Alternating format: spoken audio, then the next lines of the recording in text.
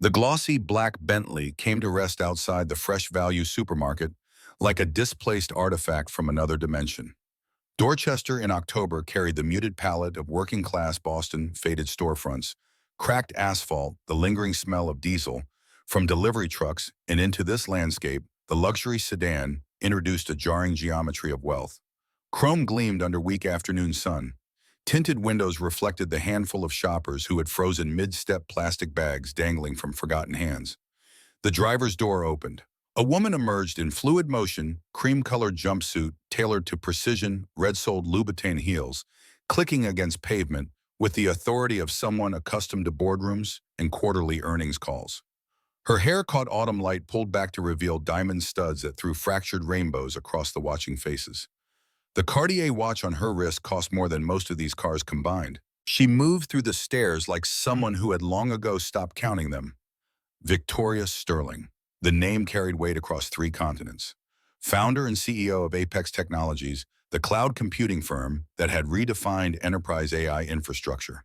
Forbes cover subject. Net worth hovering around $2.8 billion, give or take $100 million, depending on market fluctuations. The woman mothers held up as proof their daughters could have anything. The executive other CEOs studied for patterns they could replicate. She was walking toward the shopping carts, more specifically toward the man standing beside them with a push broom in his weathered hands. Marcus Chen wore the navy blue uniform of someone paid to be invisible. The fabric had gone thin at the elbows from too many washings, the name tag slightly crooked above his chest pocket. His black hair needed cutting, falling past his collar in uneven lengths. Stubble shadowed his jaw, not fashionable, just neglected. His shoulders curved inward in the universal posture of people trying to take up less space in the world. He looked up when the heels reached his peripheral vision. Confusion flickered across features that might have been handsome under different circumstances if they hadn't been carved hollow by something that went deeper than mere exhaustion. Victoria stopped less than 3 feet away. Her smile carried warmth that didn't quite reach the calculation in her eyes, the kind of expression honed through 1,000 investor pitches. The words emerged clear despite the traffic noise from the nearby intersection. "My name is Victoria." Marcus blinked, his grip tightened on the broom handle. Around them, the small crowd that had been pretending not to stare gave up the pretense entirely. Phones appeared. An elderly woman fumbled with her cart trying to maneuver closer without being obvious. His voice came out rough, unpracticed. "Rowan." A beat of silence. "Marcus Chen." Something in his eyes sharpened despite the fatigue. Recognition dawned slowly like clouds parting to reveal terrain he'd stopped expecting to see. Victoria Sterling stood 3 feet away in a supermarket parking lot, and he knew exactly who she was because her face had been on the cover of the business magazine someone left in the break room last month. What he didn't understand was why. The confusion must have shown. Victoria's smile shifted into something more genuine, possibly amused by his obvious bewilderment. Her next words came measured as if she'd rehearsed them, but wanted them to sound spontaneous. "I've been watching you." The murmur from the growing crowd rose half an octave. Marcus's eyebrows drew together. This had to be some elaborate joke, a prank for one of those hidden camera shows that thrived on public humiliation. Except Victoria Sterling didn't do reality television. She testified before Congress. She keynoted at Davos. She continued before he could formulate a response. "For the past 3 weeks, I've come here almost every day." His throat worked. The broom handle might have been the only thing keeping him upright. "I've seen how you talk to customers. Not because you have to, but because you actually listen." Her voice carried clearly despite staying low intimate. "I've seen you explain change to that little P, patient, clear, like someone who actually knows how to teach." Marcus felt something cold spreading through his chest. This woman had been observing him, cataloging his movements. The thought should have alarmed him more than it did, but mostly he just felt tired. "I've heard you discussing business optimization with the warehouse manager." Victoria's eyes held his steady and certain. "Algorithms, data analytics, things people don't usually learn while mopping floors." The crowd pressed closer. Someone's phone chirped a notification that they'd started streaming live. Marcus finally found his voice. "I know who you are, Miss Sterling." The words came out flat, defensive. "Chwamam." I just don't understand what you want from someone like me. The question hung between them, stark and honest. Victoria's expression shifted again, and for just a moment something vulnerable crossed her face before discipline reasserted itself. She took a breath that seemed to draw from somewhere deeper than her lungs. I don't know exactly who you are, or where you came from, or what brought you to this parking lot with that broom. A pause. But I truly believe that you don't belong here. You just need someone to see that. Marcus felt his pulse in his temples. This wasn't happening. This couldn't be happening. So I want to ask you the craziest question of my life. The parking lot might have stopped breathing. Even the traffic seemed to quiet as if the universe had decided to pay attention. Victoria's voice didn't waver. Will you marry me? The words landed like a physical blow. Marcus actually took a step backward, nearly dropping the broom. Around them, the crowd erupted in gasps and exclamations. The elderly woman clutched her chest. Two teenagers nearly dropped their convenience store drinks. A man in a Honda Civic rolled down his window, leaning out to confirm he'd heard correctly. Inside the supermarket, employees pressed against the glass, mouths open in identical expressions of shock. Marcus stared at her. His first thought was that she'd lost her mind. His second was that he'd lost his. The third thought, arriving with bitter clarity, was that this had to be performance art or some kind of publicity stunt. Rich people did incomprehensible things for attention. A smile twisted his mouth, sharp and joyless. If you're really serious. His voice carried an edge that might have been anger, or might have been the sound of someone who'd stopped caring what happened next. Go inside, buy a ring, come back out here, kneel down and ask me again, like you actually mean it. The crowd's murmuring intensified. Someone shouted, "Is he crazy? Who turns down a billionaire?" Victoria didn't flinch. No embarrassment colored her cheeks. No irritation tightened her jaw. She simply nodded once with the same decisive movement she probably used to approve nine-figure acquisitions. One word, all right. She turned on those expensive heels and walked toward the supermarket entrance. The automatic doors parted for her like servants. Marcus stood motionless, still gripping the broom, while the crowd buzzed around him with speculation and disbelief. His heart hammered against his ribs. This wasn't real. None of this could be real. 5 minutes stretched into small eternities. He considered walking away, getting in his beaten Toyota and driving until the tank ran empty. But his legs wouldn't move, and some perverse curiosity nailed his shoes to the asphalt. The automatic doors opened. Victoria emerged carrying a small black velvet box. The murmuring died. Phones lifted higher, recording everything for an audience that would stretch into the millions before sunset. Victoria walked directly to him. No hesitation, no second thoughts visible in her stride. She stopped in the same spot as before, then did something that turned the surreal into the impossible. She lowered herself to one knee on the dusty parking lot pavement. The cream jumpsuit would be ruined. The Louboutin heel dug into grit and cigarette butts. She opened the velvet box. The diamond caught sunlight and threw it back in sharp fragments. Not enormous. Nothing ostentatious, but clear and brilliant enough to prove she'd bought the most expensive ring. Fresh Value's limited jewelry counter could provide. $47,000 for a moment of theater that might change everything or mean absolutely nothing. Victoria's voice emerged steady despite the slight tremor in her hands. Marcus Chen. She looked up at him, and whatever he saw in her eyes made something crack in the careful walls he'd built around himself. Will you marry me? Marcus stood frozen. The world reduced to this, a billionaire, kneeling in front of him, dozens of phones recording his own pulse, loud enough to drown out traffic.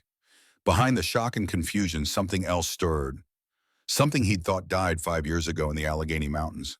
The faint, terrifying possibility that someone saw him as human instead of wreckage. His throat closed. Words seemed impossible. But somehow they came barely audible over the blood rushing in his ears. Yes. A shaking breath. I will. The parking lot detonated, cheers and applause mixed with crying and laughter. The live streams multiplied exponentially. Victoria slid the ring onto his hand, rough with calluses, dirt under the nail skin that hadn't felt jewelry in half a decade.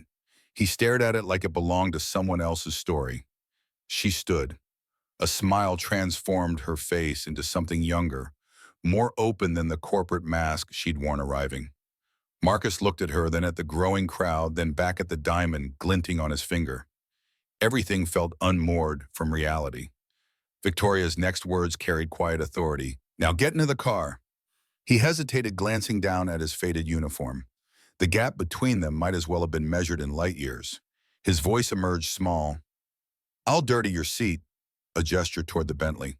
"That car's worth more than everything I've ever owned combined." Victoria's response came without pause. "Leather seats can be clean. This moment can't." Marcus carefully removed his apron, folding it with the same attention someone might give a flag at a military funeral. The ritual of letting go. He'd done this before, put aside old identities, stepped into unknown futures. Usually it ended badly. Victoria opened the passenger door. The interior smelled of new leather and subtle cologne. Climate control whispered against his skin. Marcus lowered himself onto the seat, every movement careful, as if sudden motion might shatter the illusion. The door closed with the solid thunk of German engineering. Through the tinted window, the crowd still stared. Phones still recorded. The parking lot that had been his entire world for 3 years receded as the Bentley pulled smoothly into traffic. Marcus sat rigid, clutching the canvas bag on his lap that contained everything he owned. 2 changes of clothes, a photograph, and the broken pieces of a life he'd stopped trying to repair. His eyes tracked between Victoria's profile and the road ahead. She drove with the same confidence she'd shown proposing merging into Boston traffic, like someone who'd never doubted her right to occupy any space. Soft jazz filtered through speakers. The electric engine made almost no sound. Everything felt like a fever dream constructed from exhaustion and malnutrition. This morning he'd been invisible. Now he sat in a car that cost more than his parents' house, wearing a diamond ring, engaged to a woman he had watched on television accepting awards. What does she want from me? The question circled his thoughts like a vulture. Is she insane? Are we both? Victoria glanced at him. Her eyes, he saw them clearly now. Not hidden behind distance or glass, showed intelligence in something else. Loneliness, maybe? The kind that came from having everything except what mattered. She didn't speak. Neither did he. The silence between them filled with unasked questions and the weight of decisions neither fully understood yet. Marcus's hands shook slightly, not from fear exactly, but from the terrible hope that, maybe impossibly, this wasn't just another cruel joke the universe decided to play. They drove through Back Bay, past brownstones that housed old money and newer fortunes. Victoria signaled, turned onto Newbury Street. The shopping district stretched ahead, all high-end boutiques and restaurants, where appetizers cost more than Marcus made in a week. The Bentley stopped in front of a barber shop whose sign read "The Gentleman's Quarter" in elegant script. Through floor-to-ceiling windows, Marcus glimpsed marble floors and leather chairs that looked more suited to executive offices than haircuts. A man in a crisp white shirt and gray vest stepped out before they'd fully parked. His professional smile faltered microscopically when he registered Marcus's appearance, then snapped back into place so smoothly it might never have slipped. The recovery happened faster when he recognized Victoria emerging from the driver's side. His voice carried practiced deference. "Miss Sterling." A slight bow. "We're honored to serve you." Victoria moved toward the entrance. Marcus followed each step, feeling like crossing into foreign territory. The barbershop's interior smelled of expensive cologne and leather conditioner. Classical music played at a volume designed to suggest refinement without interfering with conversation. Victoria's instructions came clear and unhurried. "He's with me. I want the best service you offer." A pause that somehow conveyed both request and command. Everything. Haircut, shave, skincare. All of it. The man-owner-manager, whatever hierarchy governed places like this, simply nodded. In Victoria Sterling's world, there were no questions, only execution. She turned to Marcus. Something softer entered her expression. "Let them take care of you. I'll wait outside." Marcus wanted to protest. This wasn't necessary. He didn't deserve it. The words formed but never made it past his throat because Victoria had already turned away, stepping back into afternoon sunlight before he could articulate the 1,000 reasons this was wrong. For the next 90 minutes, Marcus sat motionless in a leather chair that probably cost more than his monthly rent used to before he lost the house and learned to live in his car. Unfamiliar hands worked on his body with professional detachment. They cut his hair, long tangles falling to the floor in dark clumps, years of neglect swept away lock by lock. They washed what remained with herbal shampoo that smelled like forests he'd stopped noticing existed. They wrapped his face in hot towels that softened skin he'd forgotten could feel anything except wind and cold. Then came the razor. The barber stropped the blade with rhythmic precision. Marcus closed his eyes as steel touched his cheek, each stroke gliding over stubble with the barest whisper of resistance. The beard had been Elena's idea years ago when they were young, and mornings meant lazy conversations in bed. She'd watched him shave one Sunday and smiled that particular smile that meant mischief. Her voice memory clear despite 5 years of silence. "I like you better with a beard, more masculine." So he'd grown one, kept it trimmed and neat because she liked running her fingers through it while they watched movies, Emma and Noah asleep upstairs, the house quiet except for their breathing. After they all died, he'd stopped shaving. The beard grew wild and uneven because grooming implied caring about appearance. And appearance implied being seen, and being seen meant acknowledging he still existed in a world that had no right to continue without them. Now it fell away, strand by strand, the last thread connecting him to that person he'd been, the husband, the father, the man who believed happiness was a permanent condition instead of a temporary gift the universe could revoke without warning. Tears slipped out before Marcus could stop them, hot trails mixing with the shaving cream running down into the towel at his collar. The barber's hand stilled immediately. Concern colored his professional tone. "Sir, are you all right? Did I cut you?" Marcus drew breath through constriction in his chest. His voice emerged thick, unfamiliar. "I'm fine." Another breath. "Keep going." The barber hesitated, then continued with even greater care. Marcus let the tears fall, grieving the man he'd been, mourning the family that existed only in photographs and dreams that still woke him at 3 in the morning, saying goodbye to the version of himself that had believed punishment was what he deserved. When they finished, they handed him a mirror. The face looking back belonged to a stranger. Sharp jawline emerged from beneath where beard had hidden bone structure. High cheekbones, slightly hollow but carrying the ghost of handsomeness. His eyes, still tired, still carrying weight, held something new. A spark, sliver of hope, hint of life that hadn't existed this morning when he'd woken on the narrow bed in his studio apartment. Marcus raised a trembling hand to touch his own face. Smooth skin felt foreign under his fingertips. The tactile memory of stubble had become so familiar, its absence created dissonance. Was this him, or just the shadow of who he used to be? An employee approached carrying new clothes on hangers. White dress shirt, tailored black trousers, cognac, leather shoes that looked hand-stitched. Victoria had guessed his size correctly. Of course she had, because women who built billion-dollar companies didn't leave details to chance. Marcus stared at the clothes for a long moment. The last time he'd worn anything like this was at the funeral. 5 caskets lined up in a church while rain hammered the roof, and he'd stood alone in a black suit, unable to cry because he'd already emptied himself of tears. Unable to speak because his throat had locked tight around grief, too massive for language. Unable to do anything except stand motionless while they lowered everyone he'd loved into cold Massachusetts ground. He took a breath, pushed the memory down into the place where all the other memories lived, caged and hungry. Then he stepped into the changing room. The clothes fit perfectly. The shirt's fabric felt like water against skin used to cheap cotton.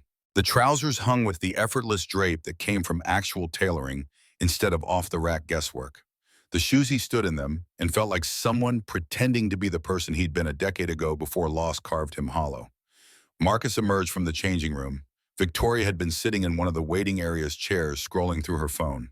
She looked up. Her eyes widened, lips parted slightly. The calculated corporate mask slipped entirely, revealing genuine surprise underneath. Where a shabby janitor had entered 90 minutes ago, someone else now stood. A man who looked like he belonged in boardrooms and first-class lounges. Someone whose intelligence showed in his eyes instead of being hidden beneath layers of deliberate invisibility. Victoria's voice came soft, almost to herself. "This is the man I saw." Marcus stood, uncertain, hands hanging awkward at his sides. Every instinct screamed that he didn't belong in these clothes, in this body, in this impossible situation. But another part, the part that had survived 5 years of wanting to stop existing, whispered that maybe impossibly he did. The words fell out before he could stop them.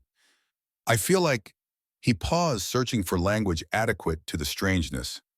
Like I just stepped out of a grave. Victoria rose from her chair. Her smile carried understanding that went beyond sympathy into something more complex, recognition possibly of what it meant to rebuild yourself from wreckage. You haven't seen anything yet. She gestured toward the door. Come on. They returned to the Bentley. The drive continued through Boston as afternoon light slanted golden across glass towers in historic architecture. Marcus watched the city slide past familiar streets, transformed by the surreal lens of everything that had happened in the last 3 hours. The Bentley slowed, then stopped. Marcus looked up. Iron gates opened onto a circular driveway lined with maple trees, showing the first colors of autumn. Beyond them rose a white mansion with expansive glass facades that caught and held the dying sun. Modern architecture merged with classical New England sensibility, clean lines and columns, tradition updated by someone with both money and taste. A fountain centered the courtyard, water arcing in graceful parabolas. The kind of house that appeared in architectural magazines. The kind of wealth that didn't announce itself through ostentation, but through perfect execution of every detail. Marcus's voice emerged barely above a whisper, "This is your house." Victoria's response carried gentle amusement. "This is our house now." The words hit him with fresh unreality. Our house, as if marriage to a stranger came with property transfers, as if he belonged anywhere near this kind of life. They stepped out. The air smelled different here, cleaner, carrying hints of expensive landscaping and the particular quiet that came from neighborhoods where old money and new tech money learned to coexist. Marcus followed Victoria up stone steps to double doors that probably cost more than his entire year's salary. Inside, the foyer opened into spaces that seemed designed to showcase both wealth and restraint. High ceilings, hardwood floors that gleamed under recessed lighting, abstract art on walls, actual art not prints, because the brushstrokes showed texture, and the signatures in the corners belonged to names he vaguely recognized from museum visits years ago with Elena. A faint scent of vanilla and lavender hung in the air. Somewhere deeper in the house, a clock chimed softly. Then came the sound of small feet on stairs. A girl appeared at the landing, rubbing sleep from her eyes.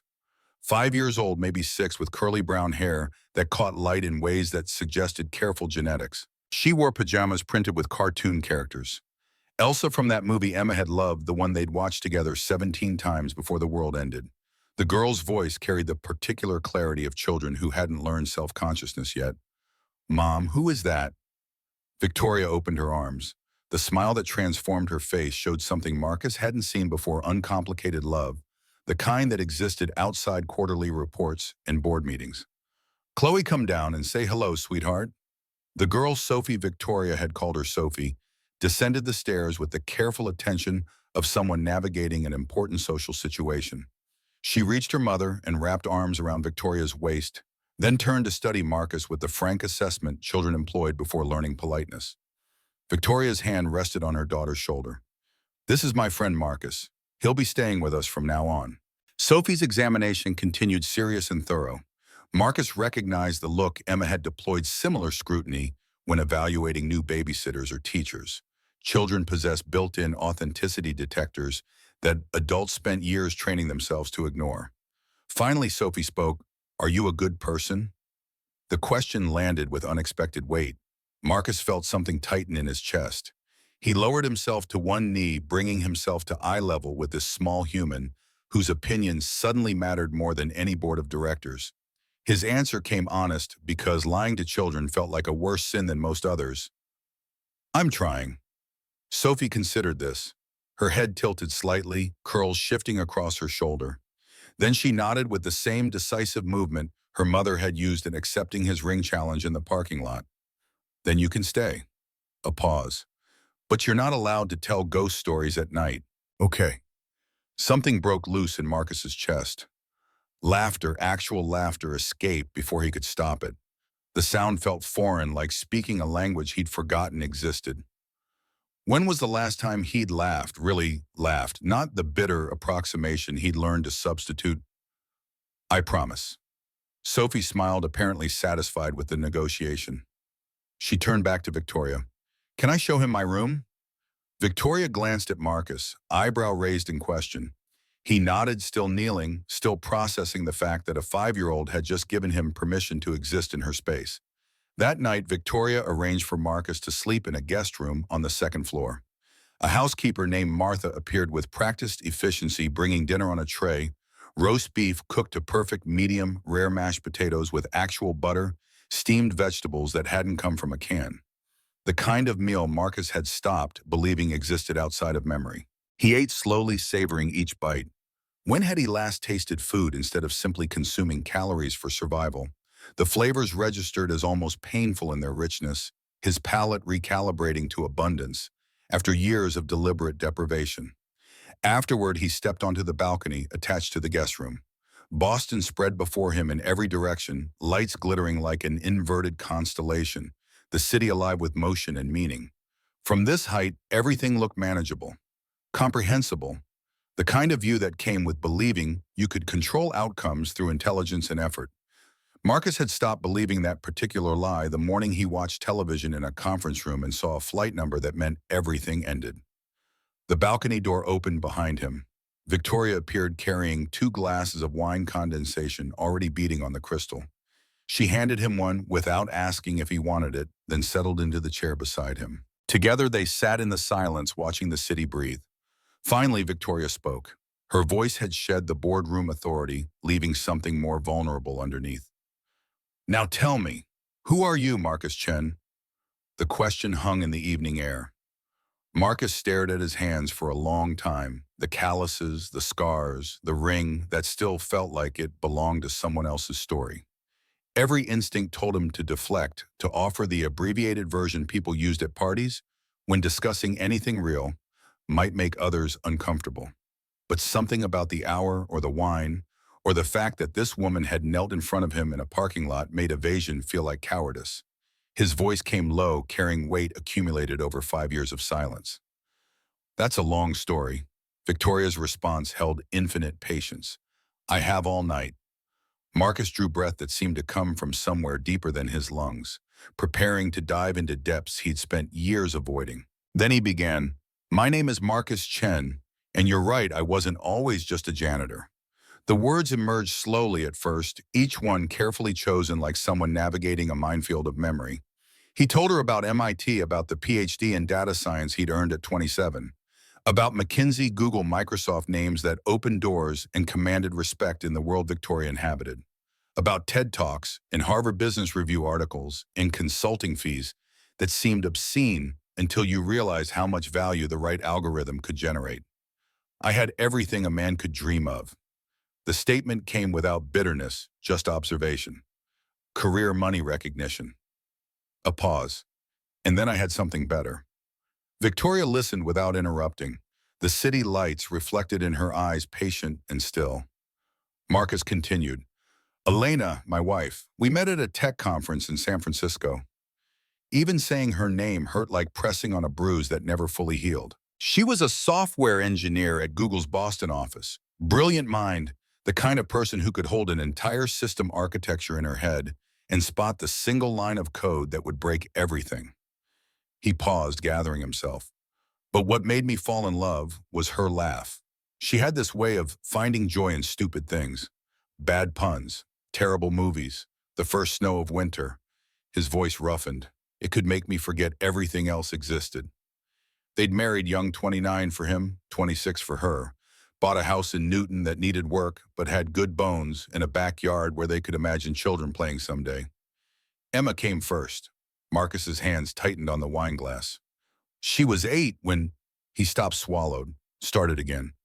8 years old, looked exactly like her mother. Same eyes, same smile. She loved Harry Potter, read the entire series by herself before 2nd grade. The memory arrived sharp and immediate.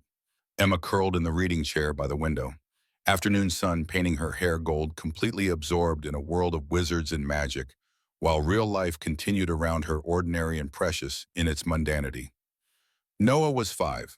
Total opposite, couldn't sit still for more than 30 seconds. All energy and mischief. Despite everything, affection colored the words. One smile from him, and the whole family melted.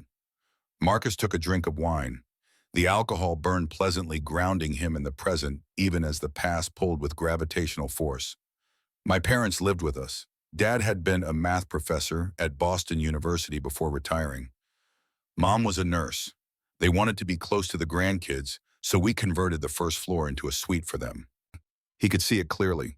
His mother in the kitchen, teaching Emma to make dumplings, his father helping Noah with puzzles, the house always full of voices and laughter, and the comfortable chaos of family. Victoria's voice came gentle. That sounds perfect. It was. 2 words flat and final. Perfectly ordinary. Chaotic mornings and bedtime stories and arguments about homework. I had no idea I'd never see any of it again. The night air felt suddenly colder. Marcus set down the wine glass because his hands had started shaking. December 5 years ago, we planned a winter vacation in Aspen. The whole family, Elena, the kids, my parents. Emma was excited about learning to ski. Noah kept asking if there would be snowmen. The details remained crystalline, preserved in memory like insects in amber. I had a meeting that morning, important client from DC, the kind of meeting you couldn't reschedule. He heard his voice continue as if from a distance, recounting facts that still felt unreal despite their undeniable truth. The rushed breakfast, Noah spilling milk and crying, Emma arguing with her grandmother about how many books she could bring, Elena in the red coat he'd given her for her birthday telling him not to let work make him forget the trip. I was staring at my phone, checking emails. The confession emerged hollow. Didn't even look at her when I kissed her goodbye. Just a quick peck on the cheek, absent-minded. The taxi had arrived. They'd all piled in 5 people, 5 suitcases, 5 lives heading toward an airport in a vacation that would never happen. Emma ran to the door, called out, "Bye, Dad," and his voice cracked. I just waved, didn't step closer, didn't hug her. Noah was still crying about the milk, and I didn't even walk over to comfort him. I just let them leave. Victoria's hand moved slightly as if to reach for him, then stopped. Marcus forced himself to continue. The flight took off at 9 from Logan Airport, United 1892 to Denver. The numbers were seared into his brain with the permanence of scar tissue. At 9:47, while the plane was at 35,000 feet over Pennsylvania, there was a technical failure. Lost control. He stopped, drew breath, said the words that never got easier. It crashed into the Allegheny Mountains. No survivors. 157 people dead. A pause that contained universes. 5 of them were mine. The silence stretched. Somewhere in the distance, a siren wailed. Victoria's face showed no shock. She must have researched this, found the news stories, confirmed what her instincts told her about why a PhD from MIT ended up sweeping floors. I found out from the television. The memory played with the clarity of trauma. Conference room, 10:15, getting ready to present to the DC client. Someone turned on the breaking news. I looked up and saw the flight number. He'd screamed, smashed his laptop against the table, collapsed onto the floor while colleagues shouted and called for help. The rest existed only in fragments. The ambulance, the hospital, the doctor's careful professional sympathy as he confirmed what the television had already made inevitable. They took me to the morgue. Marcus's voice had gone flat, affect, stripped away to reveal bare structure underneath. To identify the bodies. The plane fell from 35,000 feet, so they weren't. He stopped. Started again. I had to identify them by what was left. Elena's wedding ring, Emma's bracelet she'd made from pink plastic beads, Noah's teddy bear, my father's watch. The funeral happened on a day when rain turned the world gray. 5 caskets, each one a physical impossibility, a wooden box containing someone who should still be breathing and laughing and complaining about minor inconveniences. I stood there alone. Couldn't cry anymore because I'd already emptied out. Couldn't speak because my throat was locked. He looked at Victoria directly for the first time since starting the story. Couldn't do anything except stand there and understand that I'd chosen work over saying I love you, over hugging my children goodbye, over being present in the last moment I'd ever have with them. Victoria's eyes glistened. Tears tracked slowly down her face, but she stayed quiet, letting him finish. After the funeral, I couldn't go back to that house. Everything reminded me.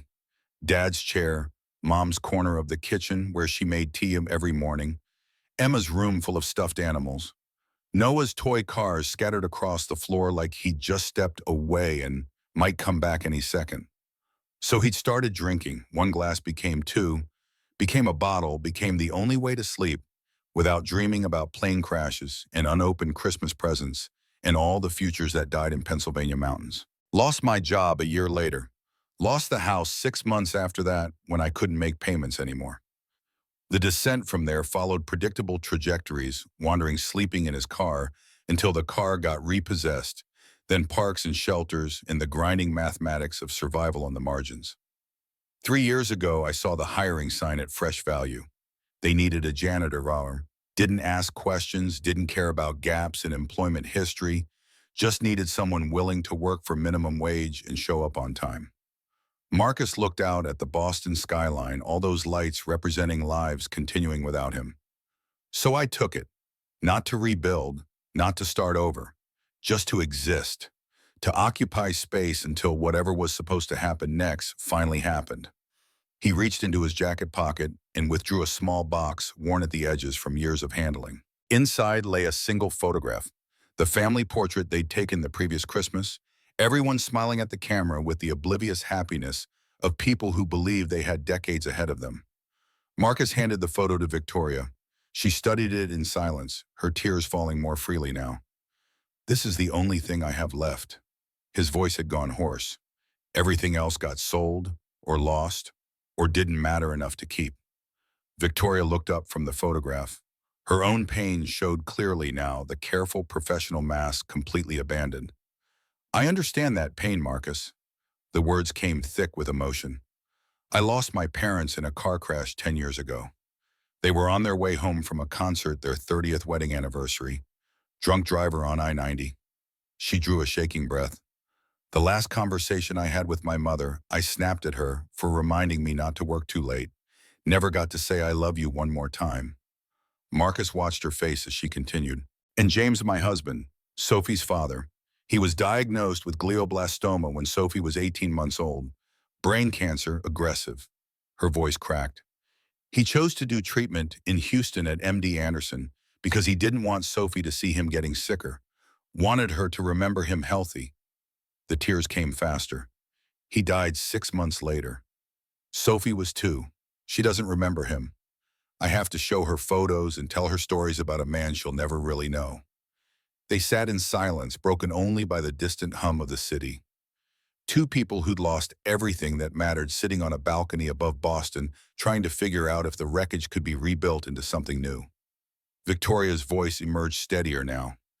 "I had to keep living for Sophie, for myself, had to prove that building a company and making money and achieving everything my parents dreamed for me could somehow make up for all the conversations we never had."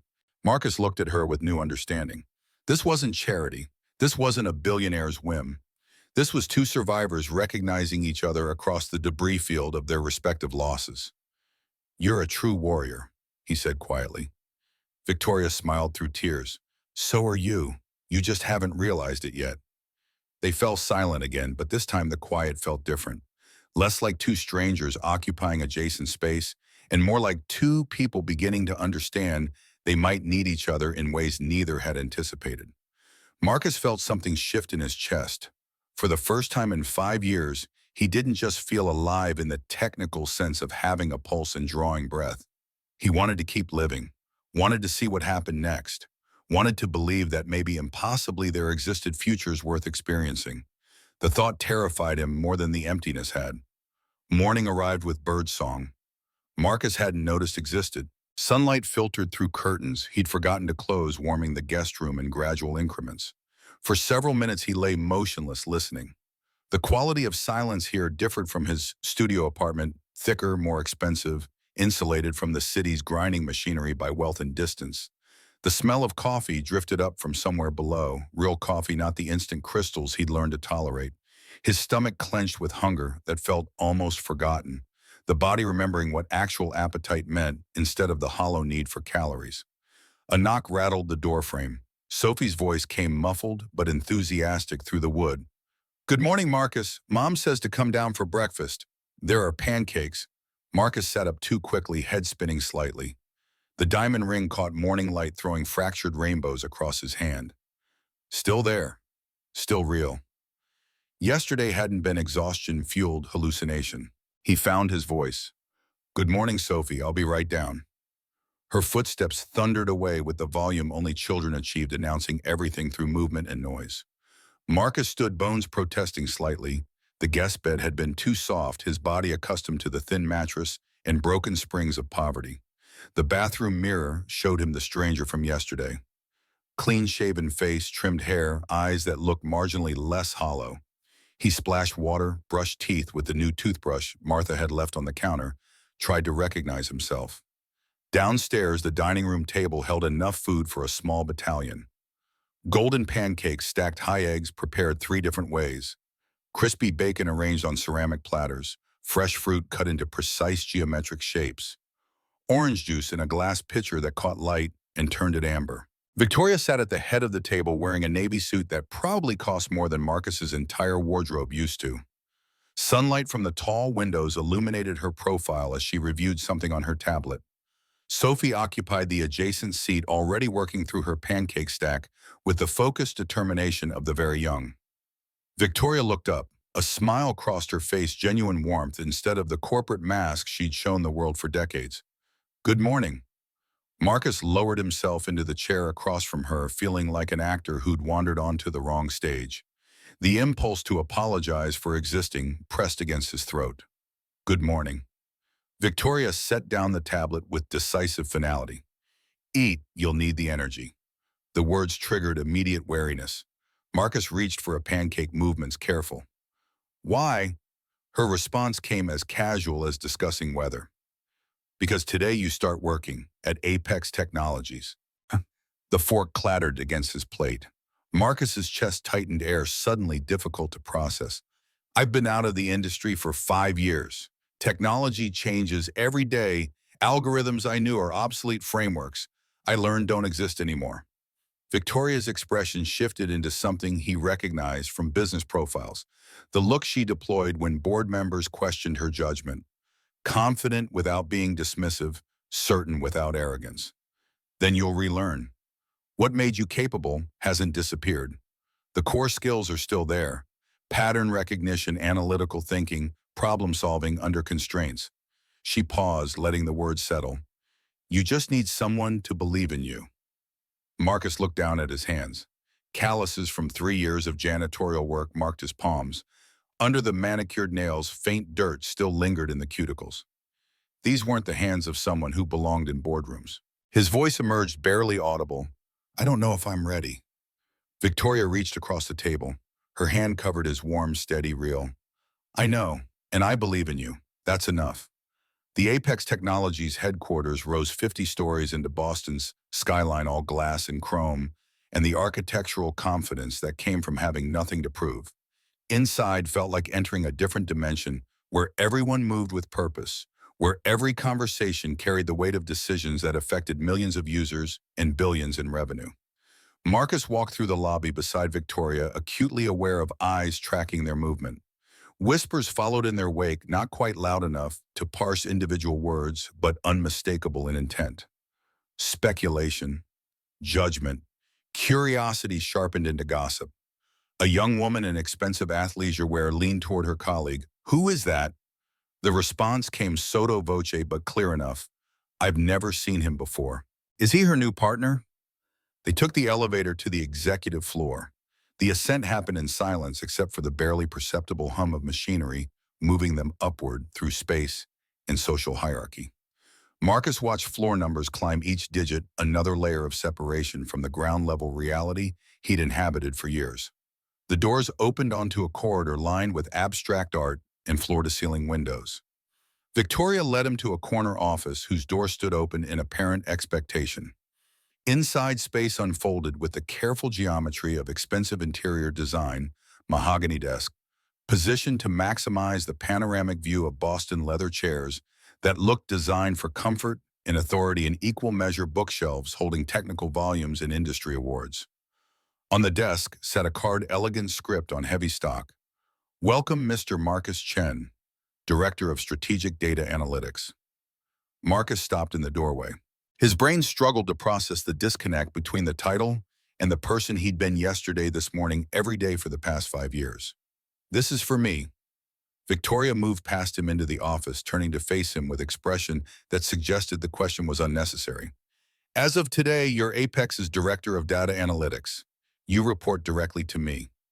The words should have felt like validation. Instead, they amplified the imposter syndrome screaming through his nervous system. Marcus's voice came out strained.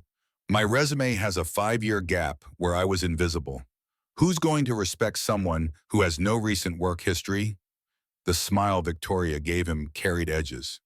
I'm the CEO. I have authority to hire anyone I believe will add value to this company. A pause calculated for emphasis. And I don't answer to anyone about my hiring decisions. The first leadership meeting happened 3 hours later. Marcus sat at a conference table surrounded by executives whose combined net worth probably exceeded several small nations. They wore their success casually expensive watches, tailored suits, the particular confidence that came from never doubting their right to occupy expensive real estate. Victoria made introductions with efficient professionalism. Chief Financial Officer David Morrison, Chief Technology Officer Sarah Kim, VP of Operations James Rodriguez, Chairman of the Board Richard Chen, no relation to Marcus, despite the shared surname. David Morrison studied Marcus with undisguised skepticism. Late 40s silver touching his temples, eyes that calculated value propositions with the speed of high-frequency trading algorithms. His question came pointed, designed to expose weakness. Excuse me, Miss Sterling. The formality carried its own message about hierarchy and boundaries. But who exactly is Mr. Chen? I can't find any professional record of him over the past 5 years. The room's attention converged on Marcus like spotlights. Silence pressed against eardrums, expectant and hostile in equal measure. Marcus drew breath. Every instinct screamed to deflect, to offer the sanitized version that might preserve dignity. But Victoria had knelt in front of him on dirty pavement, had brought him into her home, and given him her daughter's trust. Lying now with dishonor that would reduce her faith to something transactional and calculating. He stood. The chair scraped against floor loud in the waiting quiet. For the past 5 years, I've been a janitor at a suburban Boston supermarket. The conference room erupted in whispers. David Morrison's eyebrows climbed toward his hairline. Sarah Kim's expression cycled through surprise and confusion. Only Richard Chen remained impassive, watching with the patient attention of someone who'd learned to wait for complete information before rendering judgment. David's voice carried barely concealed contempt. A janitor, Marcus met his gaze directly. Before that, I earned a PhD in data science from MIT. I consulted for Google, Microsoft, and Goldman Sachs. Published in Harvard Business Review. Gave a TED Talk that has over 2 million views. The whispers quieted, slightly recalibrating assumptions. 5 years ago. His voice caught momentarily, then steadied. I lost my wife, my 2 children, and my parents in a plane crash. United Flight 1892 over Pennsylvania. The silence that followed carried different weight now. Several executives shifted uncomfortably. Sarah Kim's expression softened into something approaching sympathy. David Morrison's skepticism wavered, uncertainty creeping around the edges. Marcus continued, each word costing more than the last. I lost everything. Not just family, but the will to keep living. I spent 5 years trying to disappear because existing felt like punishment I deserved. He paused, gathering himself. Miss Sterling gave me a second chance when every logical reason said she shouldn't, when everything about our circumstances suggested this was insane. His eyes found Victoria across the table. And I will spend every day proving she wasn't wrong. The meeting continued, but the energy had shifted. David Morrison asked fewer pointed questions. The other executives treated Marcus with cautious neutrality instead of outright dismissal. Not acceptance yet, but the possibility of eventual credibility. Afterward, walking back to his new office, Marcus felt the weight of institutional doubt pressing against his shoulders. These people had spent years earning their positions through demonstrated competence. He'd arrived through what they probably viewed as nepotism, or worse, a billionaire's romantic whim given organizational authority. The first month unfolded as systematic confrontation with obsolescence. Marcus arrived before dawn, left after dark, spent the hours between drowning in documentation for frameworks and libraries that hadn't existed during his previous life. Python had evolved. TensorFlow and PyTorch had become industry standard. Cloud architecture operated on principles that made his old knowledge feel like studying Latin to understand modern Italian, useful for etymology, insufficient for conversation. His office became a monastery dedicated to relearning everything. Monitors displayed tutorials and technical documentation, notebooks filled with syntax and architectural diagrams. Coffee cups accumulated like archaeological layers marking the passage of exhausting days. The younger employees, bright kids fresh from Stanford and Carnegie Mellon, offered help with the careful politeness reserved for elderly relatives struggling with smartphones. Their patience felt worse than contempt, a reminder that he'd aged out of relevance while sweeping floors and trying not to think about the futures that died in Pennsylvania. Some mornings Marcus sat staring at code that might as well have been encrypted, feeling the familiar pull toward giving up, walking away, returning to the simplicity of janitorial work where expectations never exceeded his capacity to meet them. Then he'd remember Victoria kneeling on asphalt, the absolute certainty in her voice when she said she believed in him. The thought of betraying that faith felt worse than the struggle to rebuild competence from foundation upward. Gradually, so slowly he almost didn't notice, instincts began returning. The analytical frameworks he'd developed during his PhD proved transferable even when specific implementations had changed.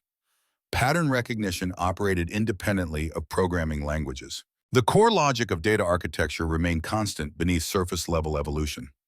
By week 3, Marcus started seeing inefficiencies in Apex's systems. Small things, initially database queries that could be optimized, API calls, making redundant trips, caching strategies that wasted resources. He made notes uncertain whether pointing out problems would demonstrate value or presumption. Home life presented different challenges. Sophie maintained careful distance, polite but guarded. She answered his questions with monosyllables, accepted his presence with the resignation children show toward unwanted changes in familiar routines. Bedtime on the 4th night, Marcus heard Sophie's voice through the door when he approached to offer reading a story. Victoria was already there sitting on the bed's edge. Sophie's tone carried the particular conviction of the very young, "I don't want him to read. I want you." Victoria started to respond, but Marcus raised a hand, catching her attention through the doorway. He stepped back quietly, retreating before Sophie could register his presence. The rejection shouldn't have hurt. He was a stranger inserted into her life without consultation, another adult promising stability in a world that had already taught her promises meant nothing permanent. But it hurt anyway. He stood in the hallway listening to Victoria's voice reading about princesses and dragons, feeling the weight of being unwanted in a house that wasn't his, in a life he hadn't earned. The whisper came just before Victoria closed the book. "Mom, is he my new dad?" Marcus's breath stopped. "I don't want a new dad. I want my old dad to come back." The words landed like physical blows. Marcus pressed one hand against the wall, steadying himself against the floor that seemed to shift beneath his feet. Of course she wanted James. Of course this interloper with his tragic backstory and uncertain future couldn't replace the father who'd existed in photographs and stories perfect, because death made him immune to human failing. A week passed. Sophie's distance remained constant, a small human-shaped reminder that not all damage could be fixed by believing hard enough. Marcus stopped trying to engage, directly gave her space to adjust on whatever timeline her 5-year-old psyche required. Then came the night Sophie refused to come down for dinner. Victoria knocked on her door repeatedly, received only silence in response. After the 3rd attempt, she looked at Marcus with worry creasing her forehead. "Something's wrong." Marcus climbed the stairs. His knock came gentle, barely audible. "Sophie, may I come in?" Silence stretched, then small and reluctant. "Okay." He entered carefully, moving like someone approaching a frightened animal. Sophie sat on her bed, hugging a pillow, face hidden against fabric printed with characters from movies he didn't recognize. Her shoulders trembled with suppressed emotion. Marcus lowered himself to the floor, sitting cross-legged to bring his eye level below hers. Less threatening that way, less like an adult imposing authority. "What's wrong, sweetheart?" The pillow muffled her response into incomprehensibility. Marcus waited patient, offering presence without pressure. Sometimes silence created space for truth that questions couldn't reach. Finally, Sophie lifted her face. Tears streaked her cheeks, eyes red from crying. The words burst out with the force of long-suppressed grief. Why did my dad leave me? Why didn't he love me enough to stay? Understanding hit Marcus with the clarity of lightning. Sophie didn't know James had died of cancer. Victoria must have told her something simpler, something a 2-year-old could process. Daddy went to heaven.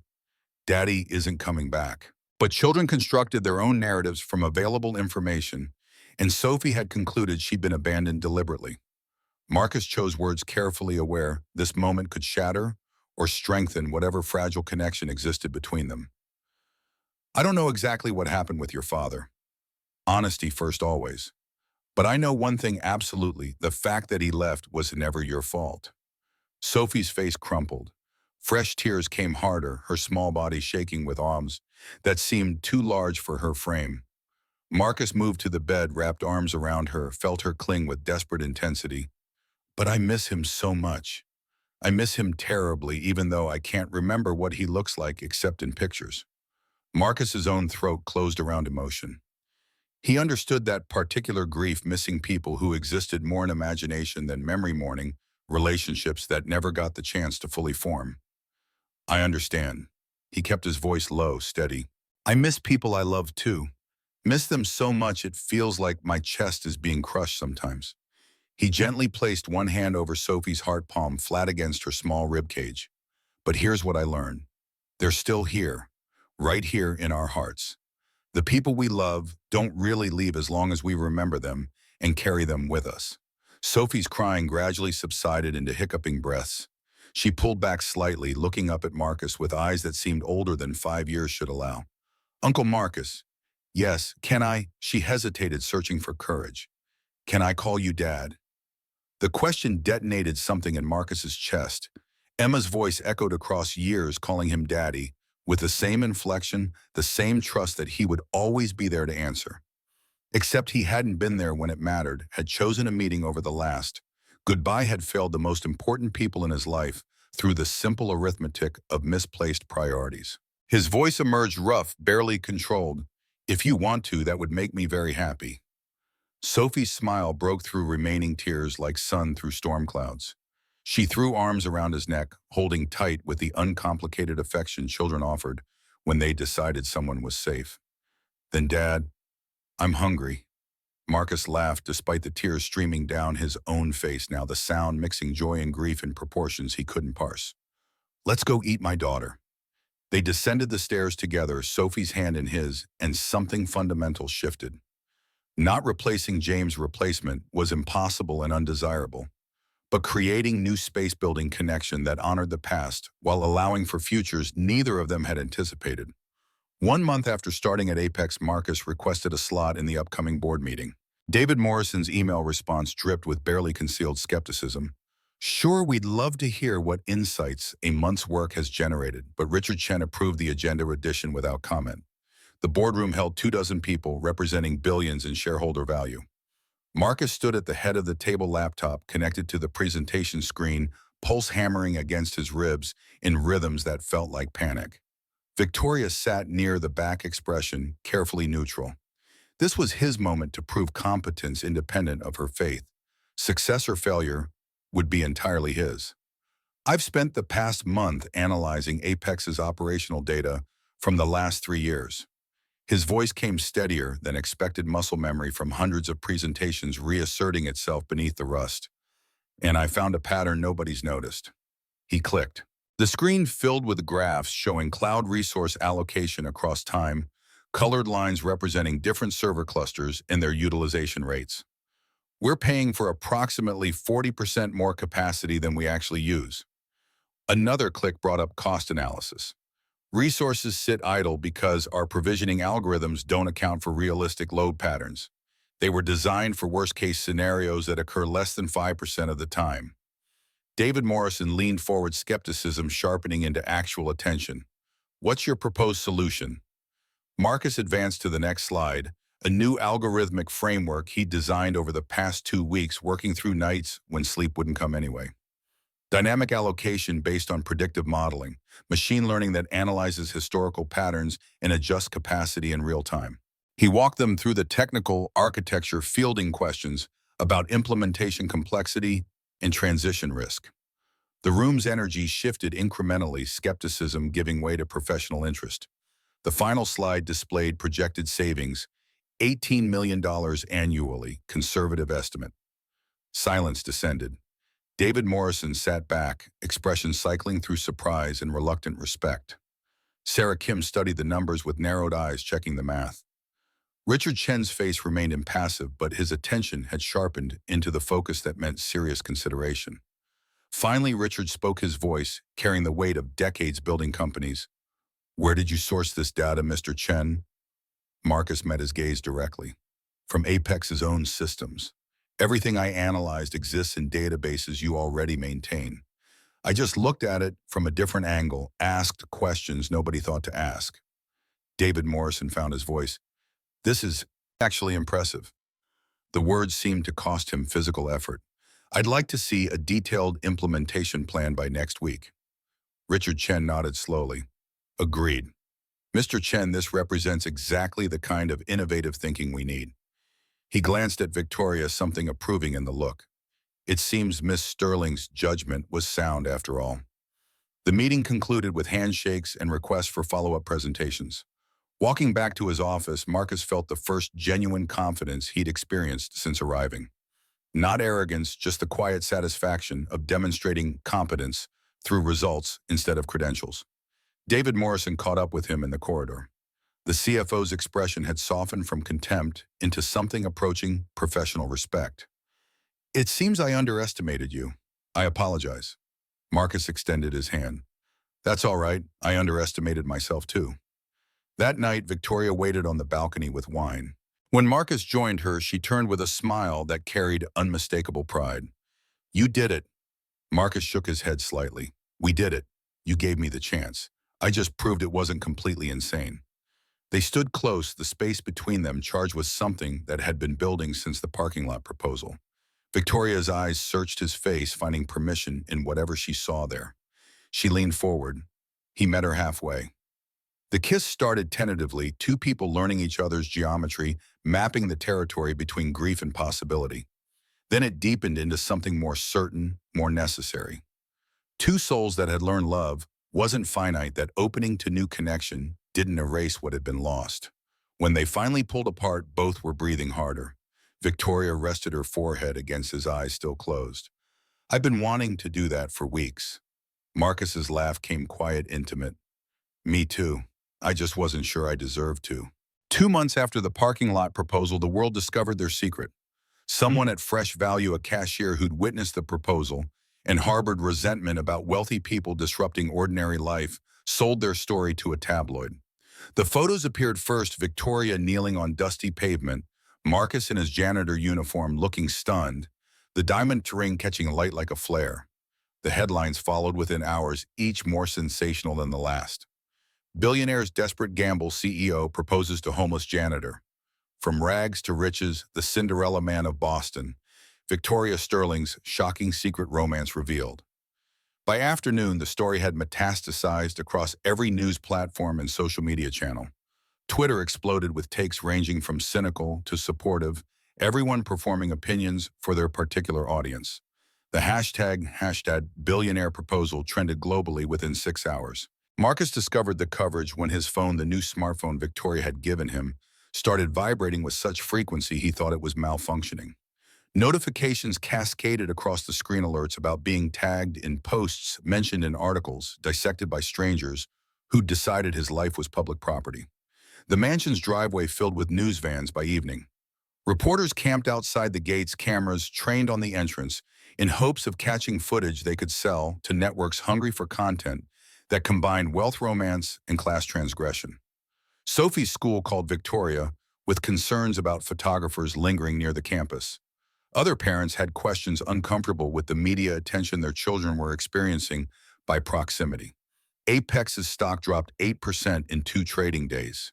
Shareholders demanded explanations. Board members called emergency meetings to discuss the situation without specifying whether situation meant the marriage or the publicity or the erosion of market confidence.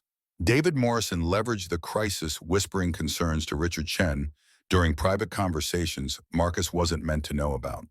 The CFO's argument followed predictable logic. This reflected poorly on Apex's judgment, damaged their reputation among institutional investors who valued stability over romantic gestures. He suggested Marcus step down temporarily just until the media storm passed, and shareholders could be reassured that leadership maintained appropriate boundaries between personal whims and corporate governance. Richard Chen listened without commitment, his expression revealing nothing about where his judgment would land. Victoria's PR team convened in her office, laptops, open phones constantly buzzing with media requests. They presented options with the clinical detachment of doctors discussing treatment for terminal illness. We could deny the relationship is serious. Say you were helping a struggling veteran re-enter society. Victoria's response came flat. Marcus isn't a veteran, and that's a lie. We could frame it as philanthropic, a program to help displaced workers. That reduces him to charity case. No. The PR director, a sharp woman named Jennifer who'd handled crises for Fortune 100 companies, tried a different approach. Then we control the narrative proactively. Press conference. You explain the situation on your terms before the media creates their own story. Victoria looked at Marcus. He'd been sitting quietly through the discussion, watching strategy unfold around him, like observing generals planning a battle where he constituted the disputed territory. What do you think? Marcus considered. Every instinct screamed to hide, to retreat into invisibility where scrutiny couldn't reach him. But hiding now would confirm the skeptic's suspicion that he had something to be ashamed of, that Victoria had made a mistake worth concealing. We tell the truth. His voice emerged stronger than he felt. All of it. Let people judge based on facts instead of speculation. The press conference was scheduled for the following afternoon. Apex's main building media room packed with journalists who'd covered Victoria's rise through the tech industry and now smelled blood in the water. Cameras lined the back wall. Recording devices cluttered every horizontal surface. Victoria and Marcus entered together.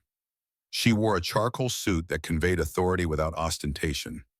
He'd chosen one of the tailored outfits from the early wardrobe Victoria commissioned, trying to look like someone who belonged beside a CEO instead of someone playing dress-up with borrowed legitimacy. They stood behind the podium. Camera flashes created a strobing effect that made Marcus's vision swim. Questions erupted before Victoria could speak, journalists shouting over each other in competition for attention. Victoria raised a hand. The room quieted gradually, discipline reasserting itself beneath professional chaos. Her voice carried clearly through the microphone. Yes, I proposed to Marcus Chen outside a supermarket in Dorchester. Yes, he was working as a janitor at that time. The room erupted again. She waited for silence. What you don't know, what you haven't bothered to research before writing your headlines, is that Marcus holds a PhD in data science from MIT. He consulted for Google, Microsoft, and Goldman Sachs. His work on predictive modeling has been cited in over 300 academic papers. Some journalists looked uncomfortable, realizing they'd missed crucial context. Others simply wrote faster, incorporating new information into whatever narrative they had already constructed. Victoria continued. 5 years ago, Marcus suffered a tragedy that would destroy most people. He lost his entire family in a plane crash. She paused, letting the weight of that settle. He survived. He endured. And when I saw him, I didn't see a janitor. I saw a brilliant mind buried under grief. I saw someone worth saving. Her voice roughened slightly. And I saw someone who could save me too. She stepped back. Marcus moved to the microphone. His hands wanted to shake, but he forced them, still refused to give the cameras that particular image of weakness. I don't expect you to understand our situation. The words emerged clear despite his pulse hammering. I don't need you to approve, but I will not apologize for being given a second chance at life. A reporter in the front row shouted, "Are you marrying her for money?" Marcus looked directly at the camera pointed at him, speaking to the millions who would watch this moment edited and analyzed and dissected. I'm marrying her because she's the first person in 5 years who made me want to live again. Because she saw value in someone everyone else had stopped seeing. Because she took a risk that most people never would. Another voice. What about Apex shareholders? Don't they deserve leadership that maintains professional boundaries? Victoria fielded that one. My personal life doesn't affect my ability to lead this company. Apex's performance over the past decade speaks for itself. A pause calculated for emphasis. Judge me by results, not by headlines designed to generate clicks. A journalist Marcus recognized from Business Cable News. How do you prove this is legitimate and not just a publicity stunt? The question hung in air thick with skepticism and the particular hunger that came from people whose careers depended on finding scandal in ordinary human connection. Marcus met Victoria's eyes. Something passed between them, understanding solidarity, the strange intimacy that developed between people facing judgment together. Victoria's response came measured. Give us 3 months, judge our decisions by their outcomes. If my company suffers, if my leadership falters, if Marcus proves unable to contribute meaningfully to Apex success, then you'll have your answer. The press conference concluded with promises to take no further questions. Marcus and Victoria left through a side exit while journalists shouted follow-ups that would go unanswered. In the car driving home, neither spoke. The silence felt different from their early interactions, not awkward, but exhausted, the quiet of soldiers after battle, wondering if the ground they'd held was worth the cost. Victoria finally broke it. That was harder than quarterly earnings calls. Marcus almost laughed. At least investors care about data. Those reporters just wanted to confirm whatever story they had already decided to write. The media coverage continued for days, but the tone shifted incrementally. Some journalists actually researched Marcus's background, found that TED Talk and academic publications wrote pieces acknowledging complexity beyond the reductive Cinderella narrative. Others doubled down on cynicism, but their voices competed now with alternative interpretations instead of dominating the discourse entirely. Apex's stock stabilized, then began recovering. The 3-month challenge Victoria had issued created a natural deadline, and investors decided to wait for actual results before rendering final judgment. But David Morrison wasn't finished. 2 weeks after the press conference, Marcus's $18 million optimization project went live. The algorithm had been tested, extensively validated by 3 separate engineering teams approved by everyone with relevant technical authority. At 3 a.m. on implementation night, production servers crashed. The entire cloud infrastructure went dark for 3 hours, taking down services for millions of users. Emergency systems failed to activate. Backups didn't trigger. The cascade of failures suggested fundamental architectural problems instead of routine bugs. Marcus got the call at 3:47 a.m. By 4:15, he was in the office pulling logs and trying to understand what had imploded so catastrophically. The engineering team arrived shortly after, faces showing various combinations of panic and recrimination. By dawn, they'd restored services, but the damage extended beyond downtime. Millions in lost revenue. Reputation hit among enterprise clients who depended on reliability. Headlines that practically wrote themselves: Apex's Janitor CEO's algorithm crashes entire platform. Emergency board meeting convened at noon. Marcus sat at the conference table feeling exhaustion and déjà vu in equal measure. David Morrison's expression carried vindication, poorly disguised as concern. This is exactly what we feared. The CFO's voice aimed for reasonable but landed closer to smug.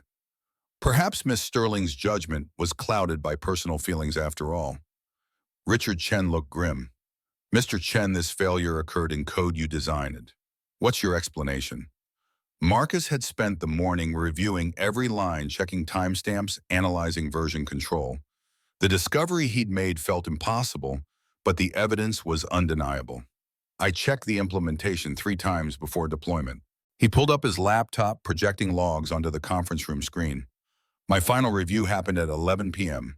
The code was stable, validated, ready for production. He advanced to the next screen.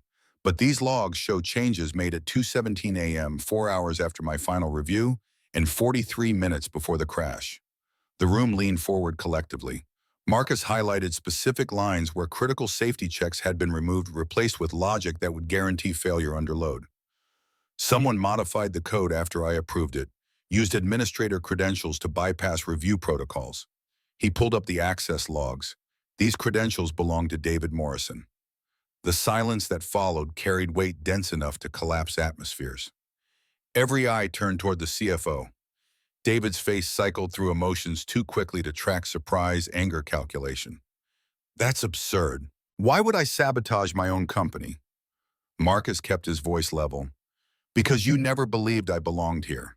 Because you thought destroying my credibility would prove Victoria made a mistake hiring me. Richard Chen examined the logs, his expression darkening. David, these timestamps are incontrovertible. Either you accessed the system at 2 a.m. or someone used your credentials. Which is it? David's composure cracked. This is a setup. He planted evidence to make me look guilty when his code failed. But the technical team had already verified the audit trail. No evidence of tampering, no indication Marcus had manufactured the logs. Just clear documentation of David Morrison accessing production code and introducing fatal flaws. The board moved to closed session. Marcus and Victoria waited outside, neither speaking, both understanding that careers and reputations balanced on whatever judgment emerged from that locked room. 40 minutes later, Richard Chen opened the door. We've reached a decision. David Morrison exited first face carved from stone. He walked past Marcus without acknowledgement, each step echoing down the corridor with finality. Richard addressed Marcus directly. The board accepts that sabotage occurred. David Morrison has been terminated, effective immediately. We owe you an apology, Mr. Chen.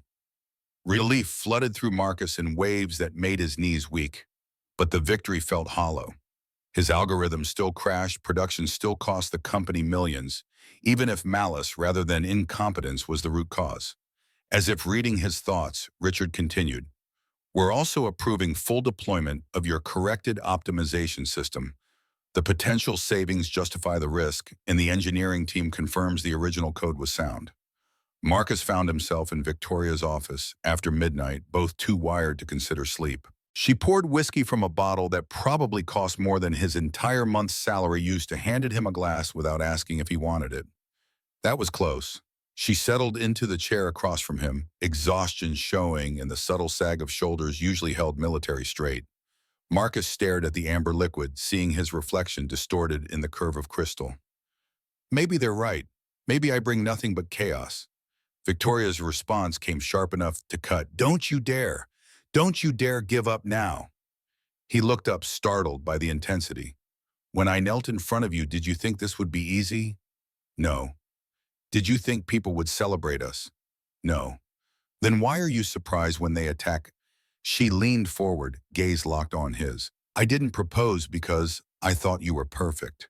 I proposed because I saw you fighting to survive, and I needed someone who understood that fight. Marcus felt something crack in his chest. The careful control he'd maintained through the crisis, the professional detachment he'd deployed like armor, all of it fractured under the weight of her absolute certainty. I'm tired, Victoria. So tired of fighting. She moved to kneel in front of his chair, taking both his hands in hers. The reversal of their first meeting wasn't lost on either of them. Then let me fight for you. Just this once. Her voice dropped lower, intimate and fierce. You've been fighting alone for 5 years, but you're not alone anymore. Marcus looked at her, this brilliant, difficult, magnificent woman who'd upended her life and reputation because she believed broken things could be rebuilt. Tears burned in his eyes, but he didn't try to hide them. I miss them so much. The confession emerged raw, pulled from depths he'd tried to seal off. Elena and Manoa, every single day I miss them. I know. And I feel guilty for being happy with you. Victoria's grip tightened on his hands. They would want you to be happy. Love isn't finite, Marcus. Loving me doesn't erase them. He pulled her up into an embrace that felt like drowning and rescue simultaneously. They held each other while he finally let himself cry fully, not silent tears but deep sobs that came from the place where 5 years of grief had calcified into something that felt permanent. Victoria just held him, offering presence without platitudes, understanding without trying to fix what couldn't be fixed. Eventually the crying subsided. Marcus pulled back enough to see her face, both of them tear-stained and exhausted, and somehow more real than they'd been before. Promise me we'll make it. Victoria smiled through her own tears. I promise. 2 weeks later, autumn had settled into Boston with the particular clarity that came before winter's arrival.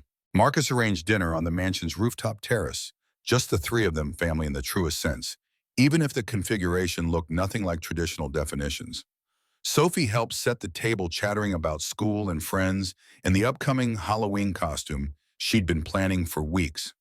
Victoria arrived home early for once, trading her usual late nights for presents with the people who actually mattered. They ate under string lights as the sun set, painting Boston in colors that looked borrowed from better paintings. Conversation flowed easily, the comfortable rhythm of people who'd learned each other's patterns and found them compatible. After dessert, Marcus stood, his chair scraped against stone, the sound drawing both Victoria's and Sophie's attention. "There's something I want to say." Sophie's eyes went wide with the particular excitement children brought to anything that disrupted routine.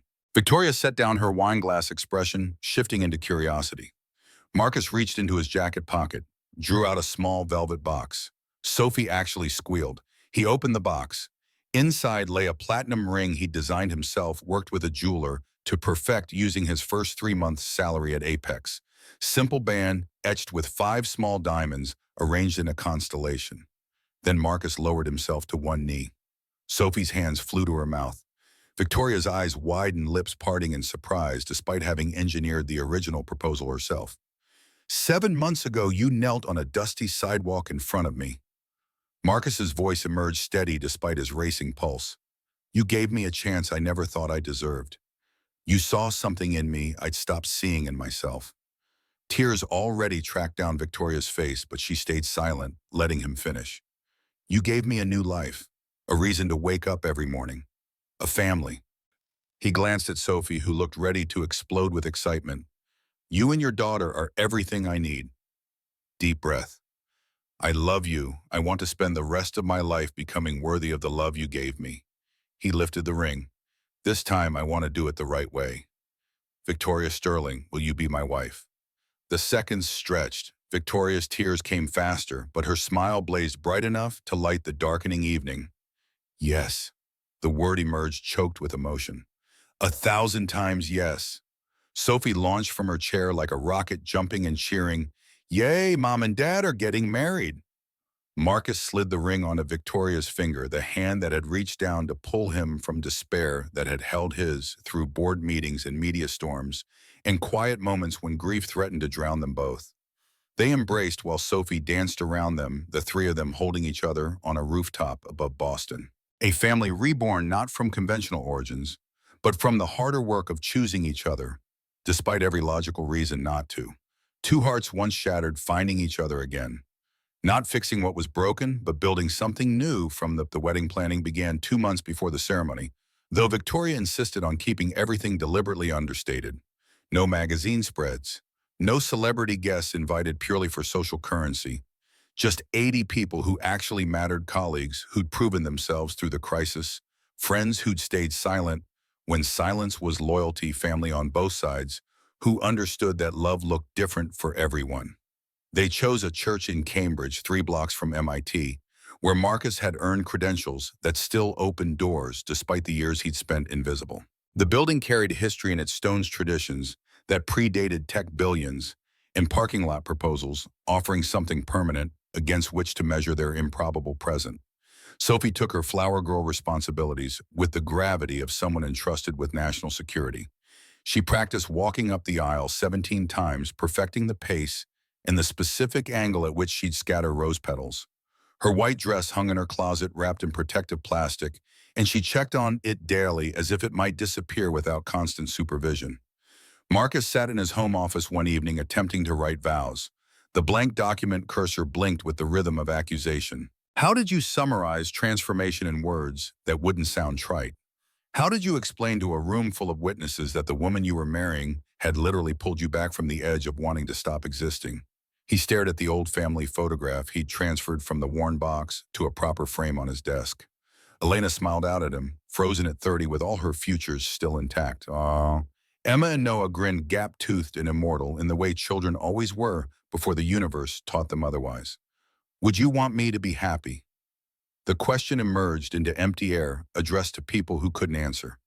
Would you forgive me for moving forward? Silence returned only itself, but sitting there in lamplight, Marcus felt something shift. Not closure, that concept implied grief could be resolved like mathematical proofs, problems with definitive solutions. but perhaps acceptance. The understanding that loving Victoria didn't require erasing Elena, that building a future with Sophie didn't dishonor the children who died in Pennsylvania. He could carry both. The weight would never fully leave, but he could learn to walk despite it. The vows came easier after that realization. Not perfect, but honest. And honesty mattered more than eloquence. Victoria faced different struggles. She stood in her bedroom trying on the wedding dress her stylist had commissioned, elegant white silk that managed to suggest tradition without drowning in it. The mirror showed a woman who'd built empires and survived losses and now stood on the edge of promising forever to someone she'd known less than a year. The rational part of her brain, the part that had calculated risk-reward ratios through 1,000 business decisions, whispered warnings. Marcus was still rebuilding. The media still watched their every move with vulture patience. Sophie had accepted him, but children's affections could shift with their developing understanding of the world. Then she thought about Marcus kneeling on the rooftop, offering a ring purchased with money he had earned through competence rather than her generosity. Thought about the way he read to Sophie with voices for different characters, how he'd learned her daughter's complicated preferences and honored them without complaint. How he looked at Victoria like she was miracle and questioned simultaneously someone worth the terrifying vulnerability of opening himself to potential loss again. Love involved risk. She'd learned that watching James deteriorate in Houston holding his hand while cancer devoured the brilliant mind she'd married. But the alternative, insulating yourself from connection to avoid pain, meant dying by inches instead of living fully. Her phone buzzed. A message from Marcus. I finished the vows, I think. Want to read them? Victoria smiled, typing back. Absolutely not. I'll hear them at the altar like everyone else. Fair. I'm nervous. Me too. That's how we know it matters. The night before the wedding, Marcus barely slept. He stood at the bedroom window watching fog roll in from the Atlantic, turning Boston into something ghostly and half real. Tomorrow he'd stand in front of 80 people and promise permanence, despite knowing how easily the universe could revoke everything. Memories surfaced without invitation. The last morning before Elena left for the airport, Noah crying over spilled milk while Marcus checked emails, too distracted to comfort his son properly. Emma calling goodbye from the doorway, receiving only a wave in return instead of the hug she'd deserved. Tears came silently tracking down his face in familiar paths. This was the grief that never fully departed.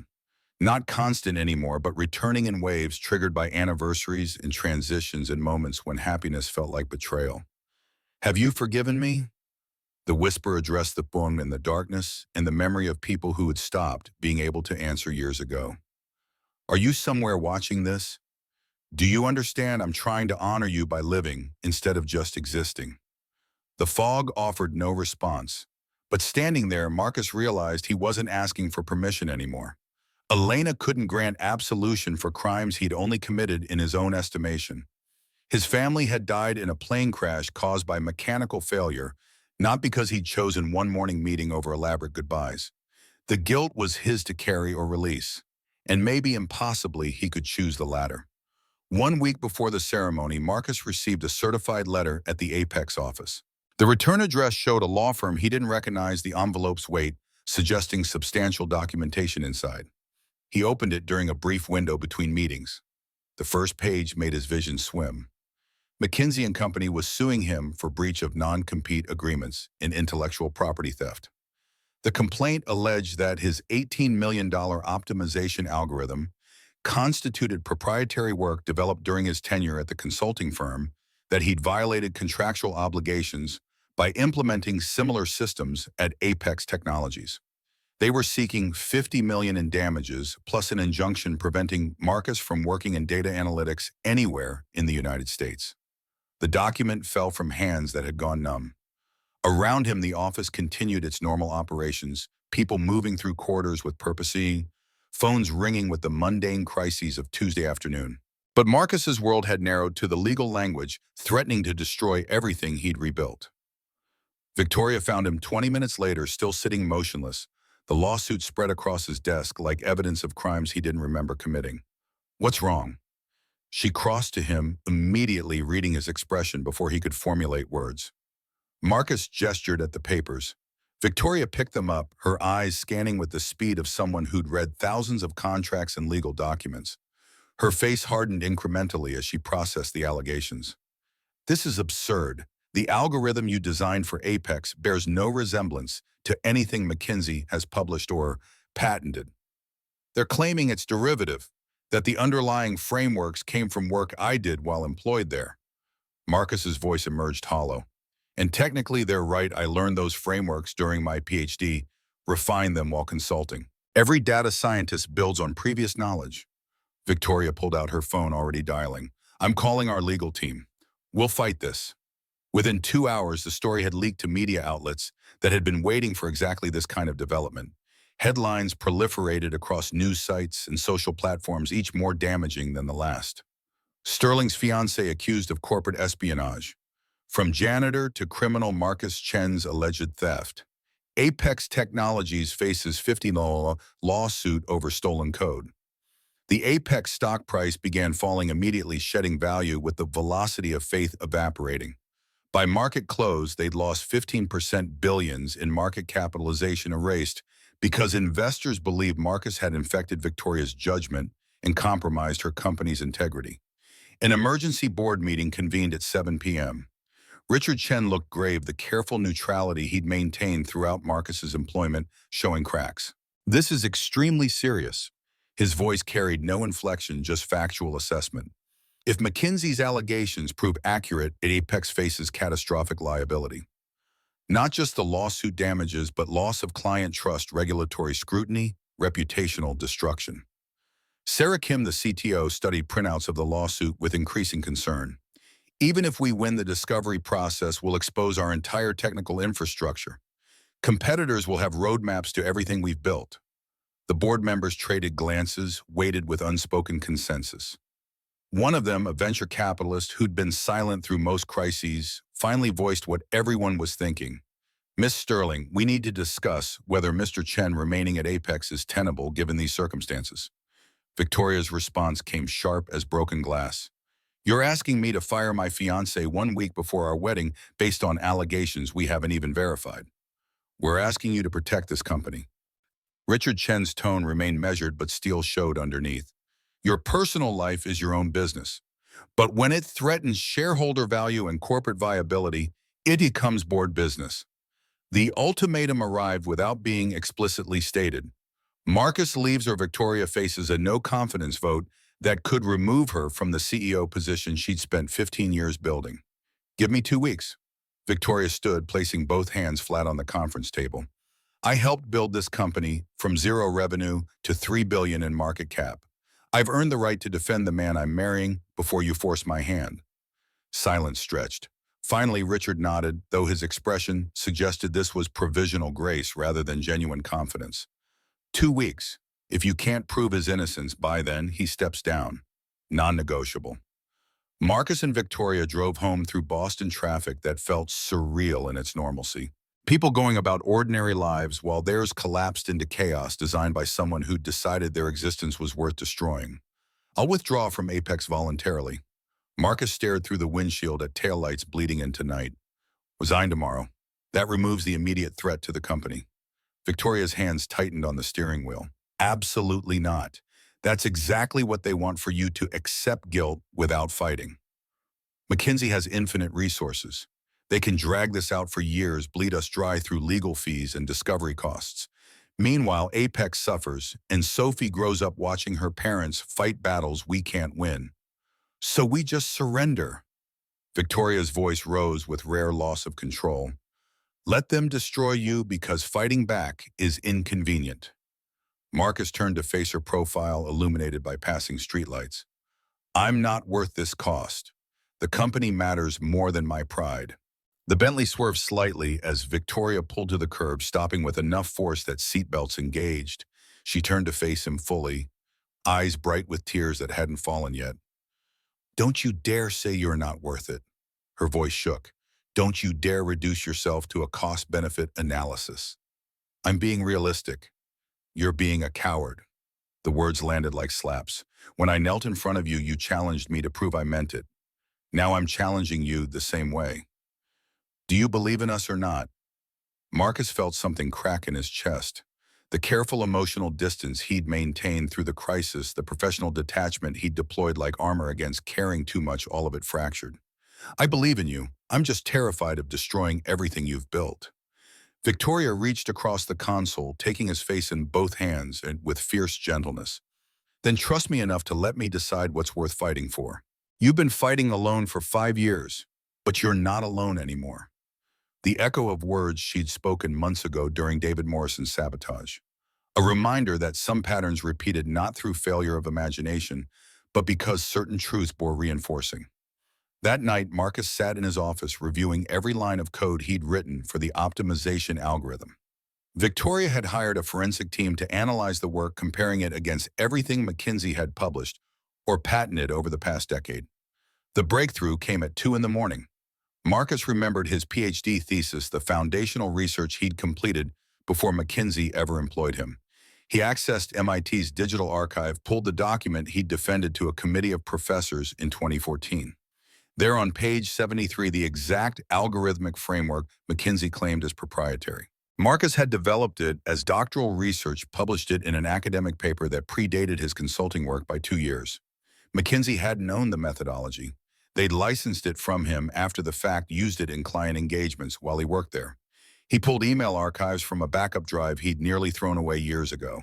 Found correspondence showing McKinsey's technical director explicitly asking permission to use Marcus's published research in their optimization practice. Found his own response granting permission written in the casual language of someone who didn't understand intellectual property law, but trusted his employer to handle things ethically. By dawn, Marcus had assembled a timeline proving McKinsey's lawsuit wasn't just weak, it was retaliatory. Some former partner had recognized Marcus's name in the media coverage, seen an opportunity to destroy someone whose public redemption story made their own mediocrity more visible by contrast. The revenge lawsuit filed by someone whose ego couldn't tolerate seeing a supposed failure succeed. Victoria arrived at the office to find Marcus surrounded by printouts and coffee cups, eyes bloodshot, but expression carrying the first genuine confidence she'd seen since the lawsuit arrived. I can prove it's mine. He walked her through the evidence, the thesis, the emails, the published papers that predated his McKinsey employment. They didn't steal from me exactly, but they sure as hell don't own what they're claiming. Victoria's smile blazed bright enough to rival the sunrise painting Boston's skyline beyond the windows. Then we go nuclear, countersue for frivolous litigation and reputational damages. Make them regret ever putting your name in a filing. The legal team moved with the efficiency that came from defending a case where facts aligned entirely on their side. Within 48 hours, they'd filed a comprehensive response shredding McKinsey's allegations with precision that bordered on surgical. The firm's lawyers called within a day, voices carrying the careful neutrality that meant they'd realized their mistake. We'd like to discuss settlement terms. Victoria's lead counsel, a woman who'd litigated IP cases for 2 decades, responded with predatory calm. We're not interested in settlement. You made public allegations that damaged my client's reputation and threatened his livelihood. We'll see you in court. 48 hours after that, McKinsey withdrew the lawsuit entirely, issued a public statement about misunderstandings based on incomplete information and regret for any inconvenience caused. The media, which had been sharpening knives throughout the crisis, pivoted with characteristic opportunism. Now Marcus became the wrong genius, the target of corporate bullying, the man who'd proven his innocence against powerful adversaries trying to destroy his redemption story. Apex's stock recovered within 3 trading days. Richard Chen sent a personal email to Marcus the firm and apologized for doubting you. Your resilience under pressure demonstrates exactly the qualities we need in leadership. But the victory felt hollow to Marcus. He sat in Victoria's office after the news broke, staring at Boston through floor-to-ceiling windows that had witnessed so many transformations. I came so close to giving up. The confession emerged quiet. Was ready to resign, to walk away from Apex and you and everything we'd built. Victoria moved to stand beside him, both of them looking out at the city that had watched their impossible courtship unfold. But you didn't. You fought. Only because you wouldn't let me quit. That's what love means, Marcus. Refusing to let each other disappear when the world makes disappearing feel easier than staying. He turned to face her, seeing in the afternoon light every decision they'd made together, the risks in the battles and the small, daily choices to believe in something Neither fully understood yet. I don't know what I did to deserve you. You existed. Victoria's smile carried the weight of everything they'd survived. You existed and you didn't give up even when giving up looked like the only logical choice. That's all anyone can really do. Just keep existing until existing becomes living again. The wedding took place on a Saturday in late November, when autumn had surrendered to early winter's first serious cold. Inside the church, warmth radiated from bodies packed into pews, and the particular energy that came from witnessing something people had bet against, but secretly hoped would succeed. Sophie stood at the back in her white dress basket of rose petals, gripped with both hands. She'd practiced this moment obsessively, and now that it arrived, she moved with the solemn precision of someone performing a sacred ritual. Marcus waited at the altar, heart hammering against his ribs in rhythms that felt like panic and hope mixed beyond separation. He wore a charcoal suit tailored specifically for this day, trying to look like someone who belonged in churches, making permanent promises instead of someone still surprised. The universe let him have this. The music shifted, everyone stood, and there was Victoria. She moved up the aisle with Sophie holding her hand, neither rushing nor hesitating, just progressing toward futures they'd chosen despite every logical argument against choosing them. The dress caught light from stained glass windows, transforming her into something that existed between the practical CEO and the woman who'd knelt on dirty pavement because she believed broken people could be rebuilt.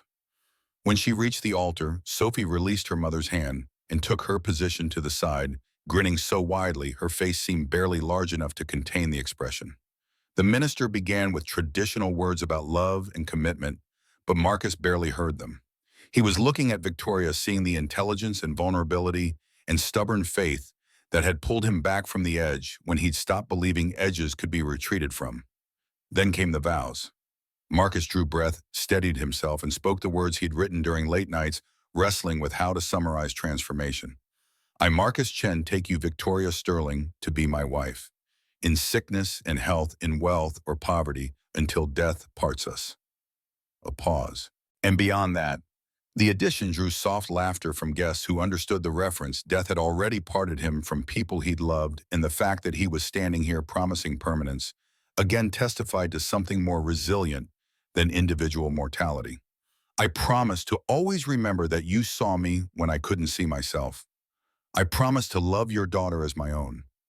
I promise to fight for us even when fighting feels impossible. His voice roughened but held steady, especially when fighting feels impossible. Victoria's tears had already started falling, but her smile showed no weakness, just the particular strength that came from choosing vulnerability after loss had taught you its quality. I, Victoria Sterling, take you, Marcus Chen, to be my husband. I promise to believe in you even when you don't believe in yourself. I promise to be your partner, not your savior. The distinction mattered. Their relationship worked because it wasn't rescue, but mutual recognition. Two people who'd survived different catastrophes and found in each other not completion, but compatible in completeness. I promise to build a life with you, not fix you, because you're not broken. You never were. Her voice dropped lower, intimate, despite the crowd. You were just buried, and I'm honored to help you rise again. They exchanged rings, platinum bands that would age with them, accumulating scratches and stories until their surfaces told histories words couldn't capture. The kiss that sealed everything tasted of salt from shared tears and the particular sweetness that came from promises made when you fully understood how badly promises could end. The church erupted in applause. Sophie jumped and cheered with volume that drew laughter from guests charmed by her unself-conscious joy. Marcus and Victoria walked down the aisle together, no longer separate people but family in the truest sense, not born into connection but choosing it deliberately. The reception took place at the mansion, transformed by florists and caterers into something between garden party and fairy tale. String lights illuminated the backyard tables, held food Victoria had insisted to be excellent without being ostentatious, and music played at volumes that allowed conversation instead of overwhelming it.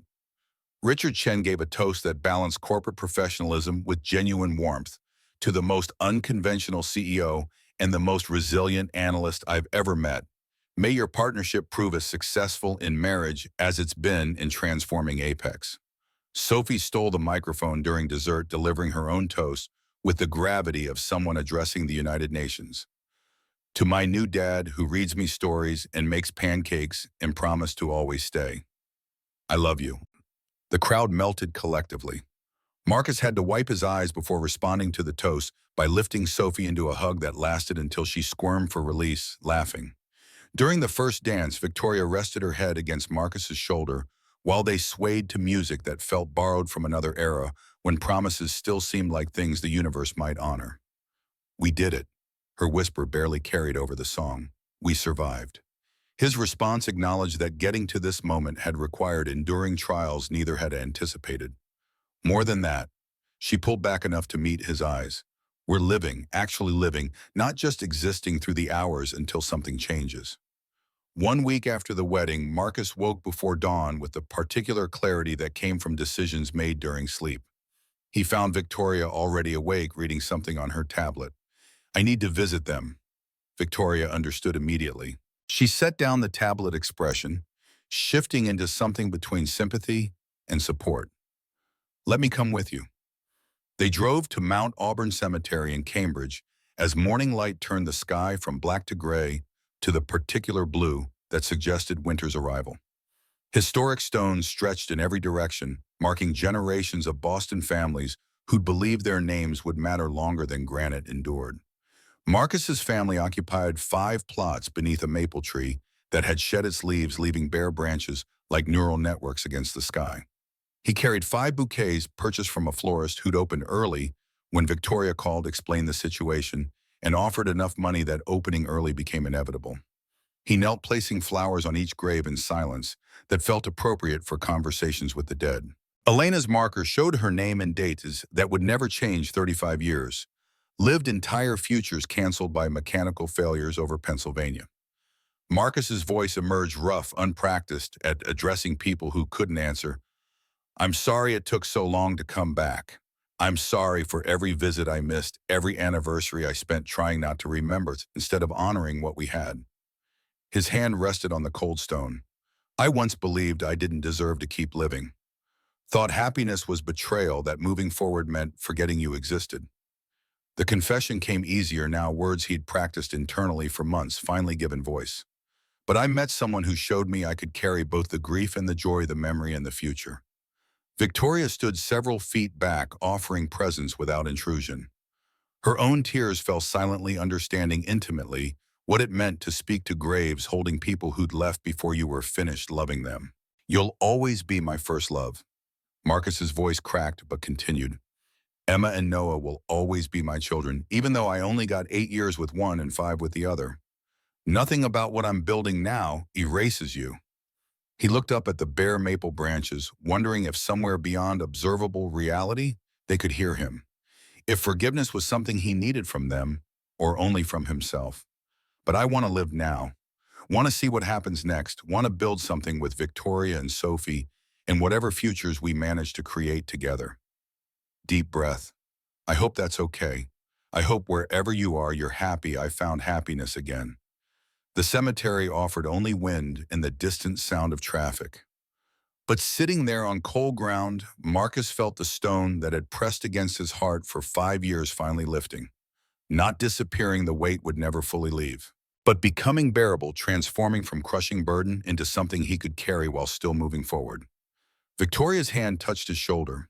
He stood, took her hand, and together they walked back to the car through morning light that made everything look new despite the ancient stones surrounding them.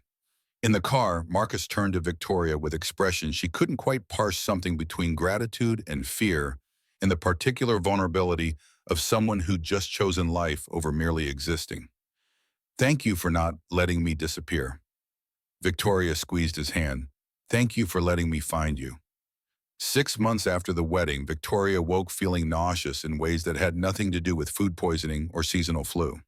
She lay in bed trying to convince herself it was stress or sleep deprivation or anything except the possibility that had occurred to her with increasing insistence over the past 2 weeks. The pregnancy test waited in her bathroom drawer, purchased 3 days ago during a lunch break and hidden like contraband. She'd been too afraid to use it, terrified that hoping would jinx whatever fragile possibility existed.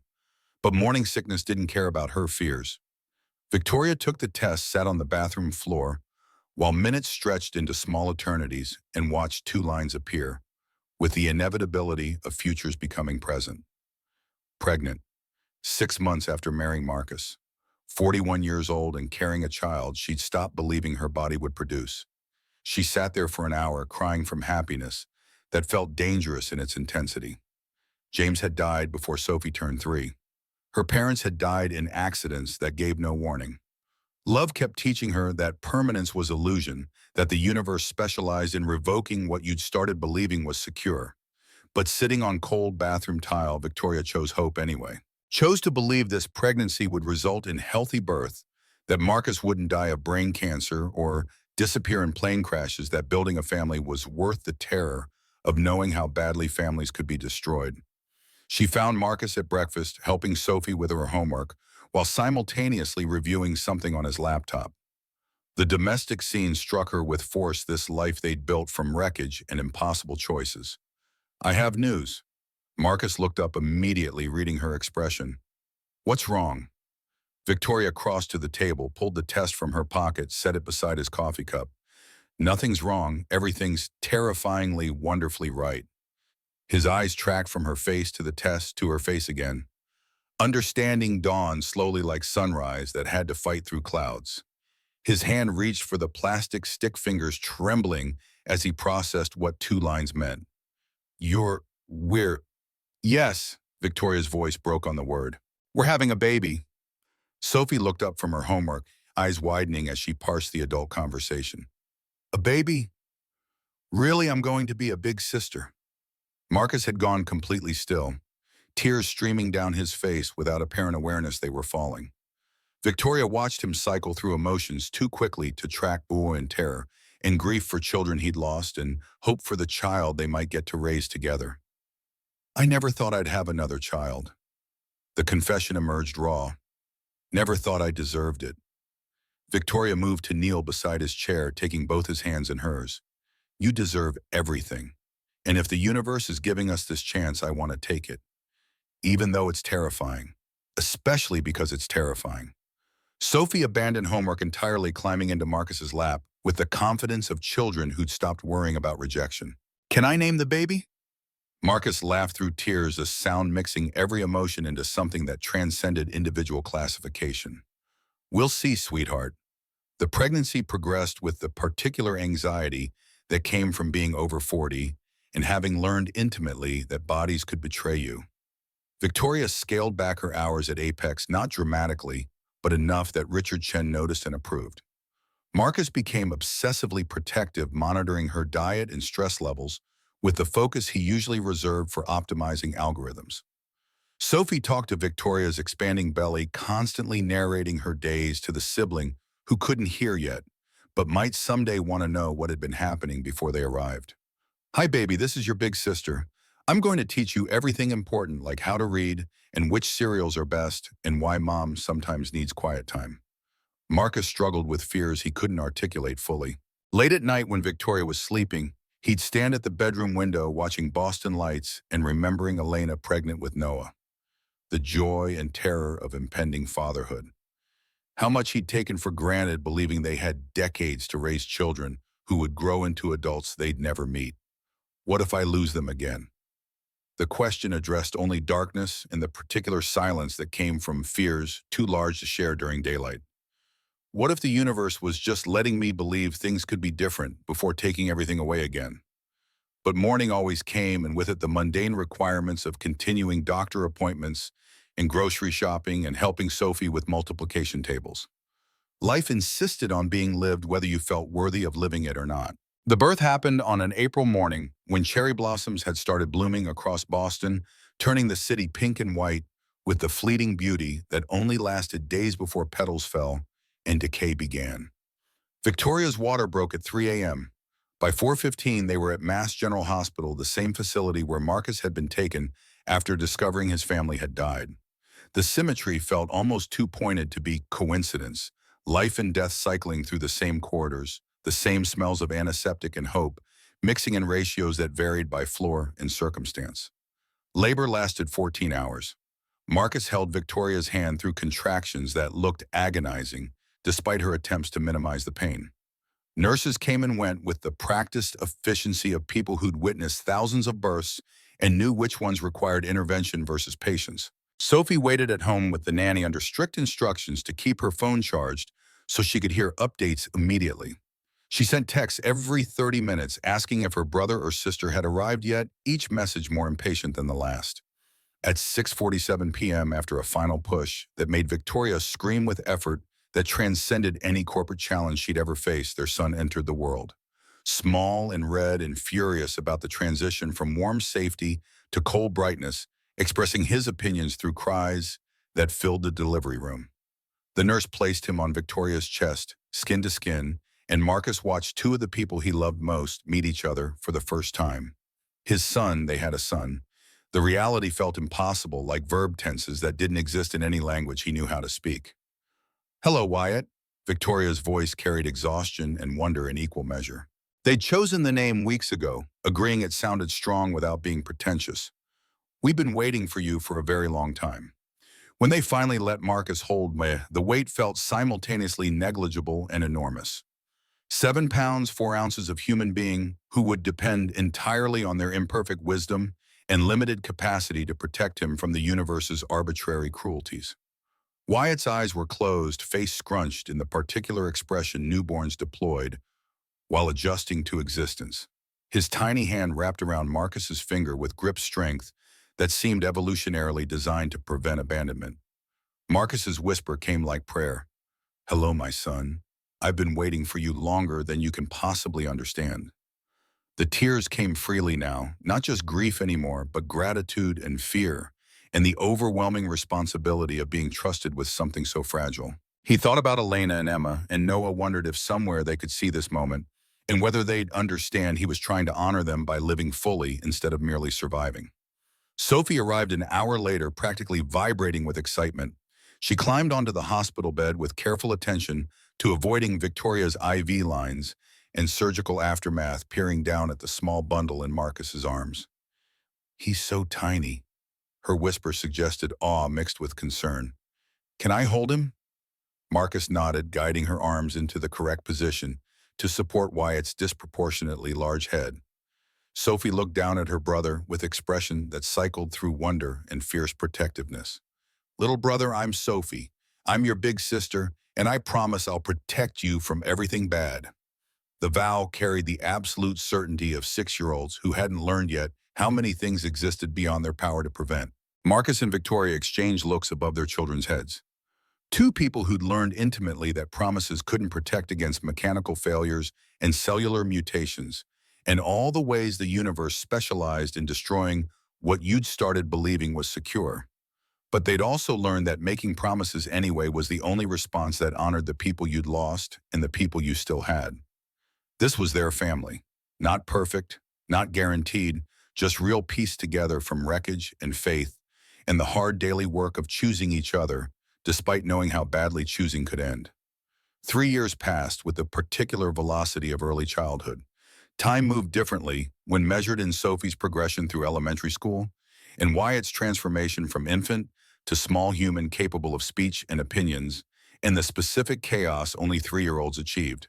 Marcus stood in his Apex office on a Tuesday afternoon looking out at Boston from the 47th floor.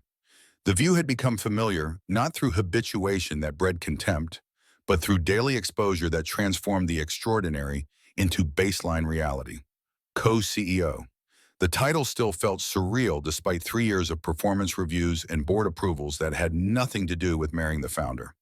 Marcus and Victoria ran Apex together now, not because romance demanded power sharing, but because his analytics expertise and her strategic vision complemented each other in ways that tripled the company's value since his hiring. The door opened. Victoria entered, carrying Wyatt, who'd insisted on visiting the office despite it being a school day. He wore tiny sneakers that lit up when he walked and a t-shirt declaring "Future Engineer" in letters he couldn't read yet. "Dada."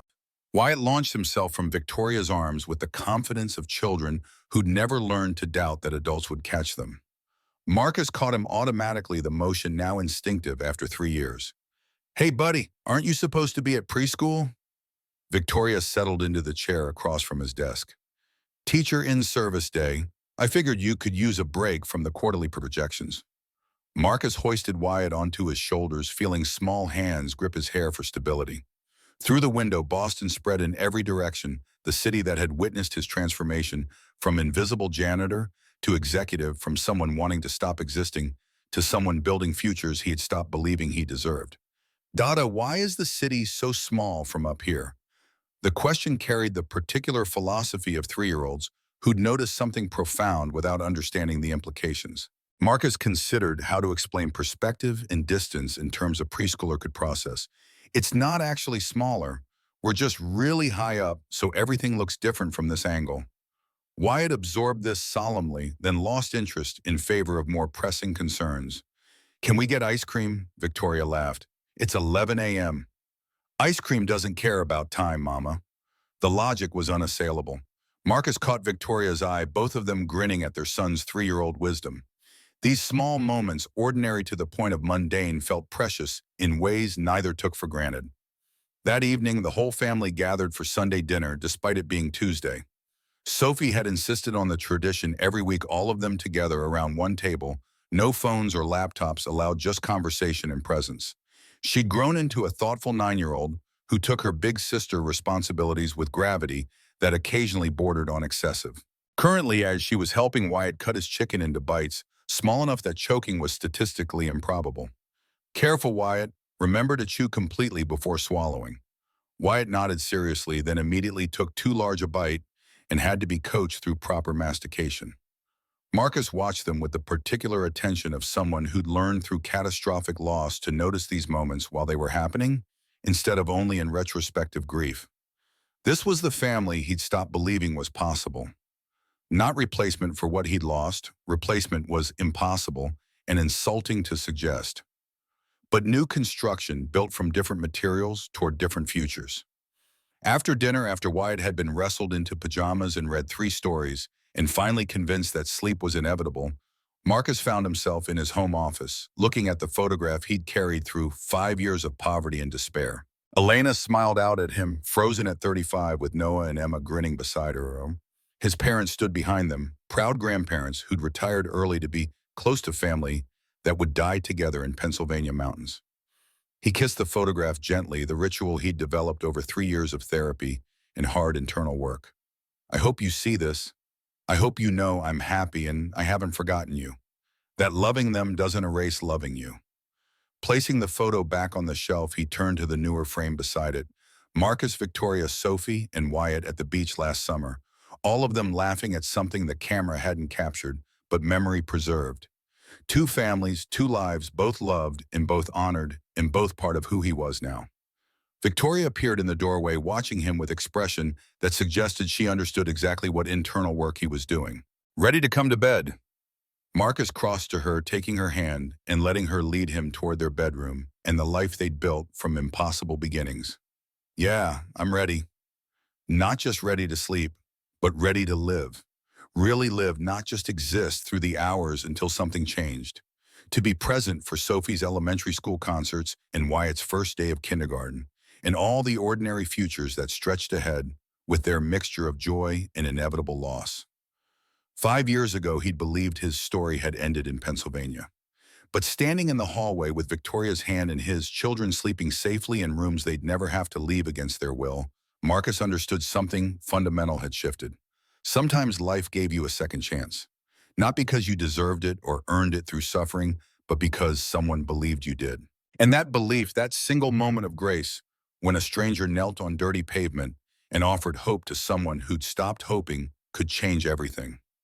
Marcus Chen had learned that on a dusty sidewalk in Dorchester, and he'd spend the rest of his life proving that some chances were worth taking, especially the crazy ones, especially when they required believing broken people could be rebuilt into something new.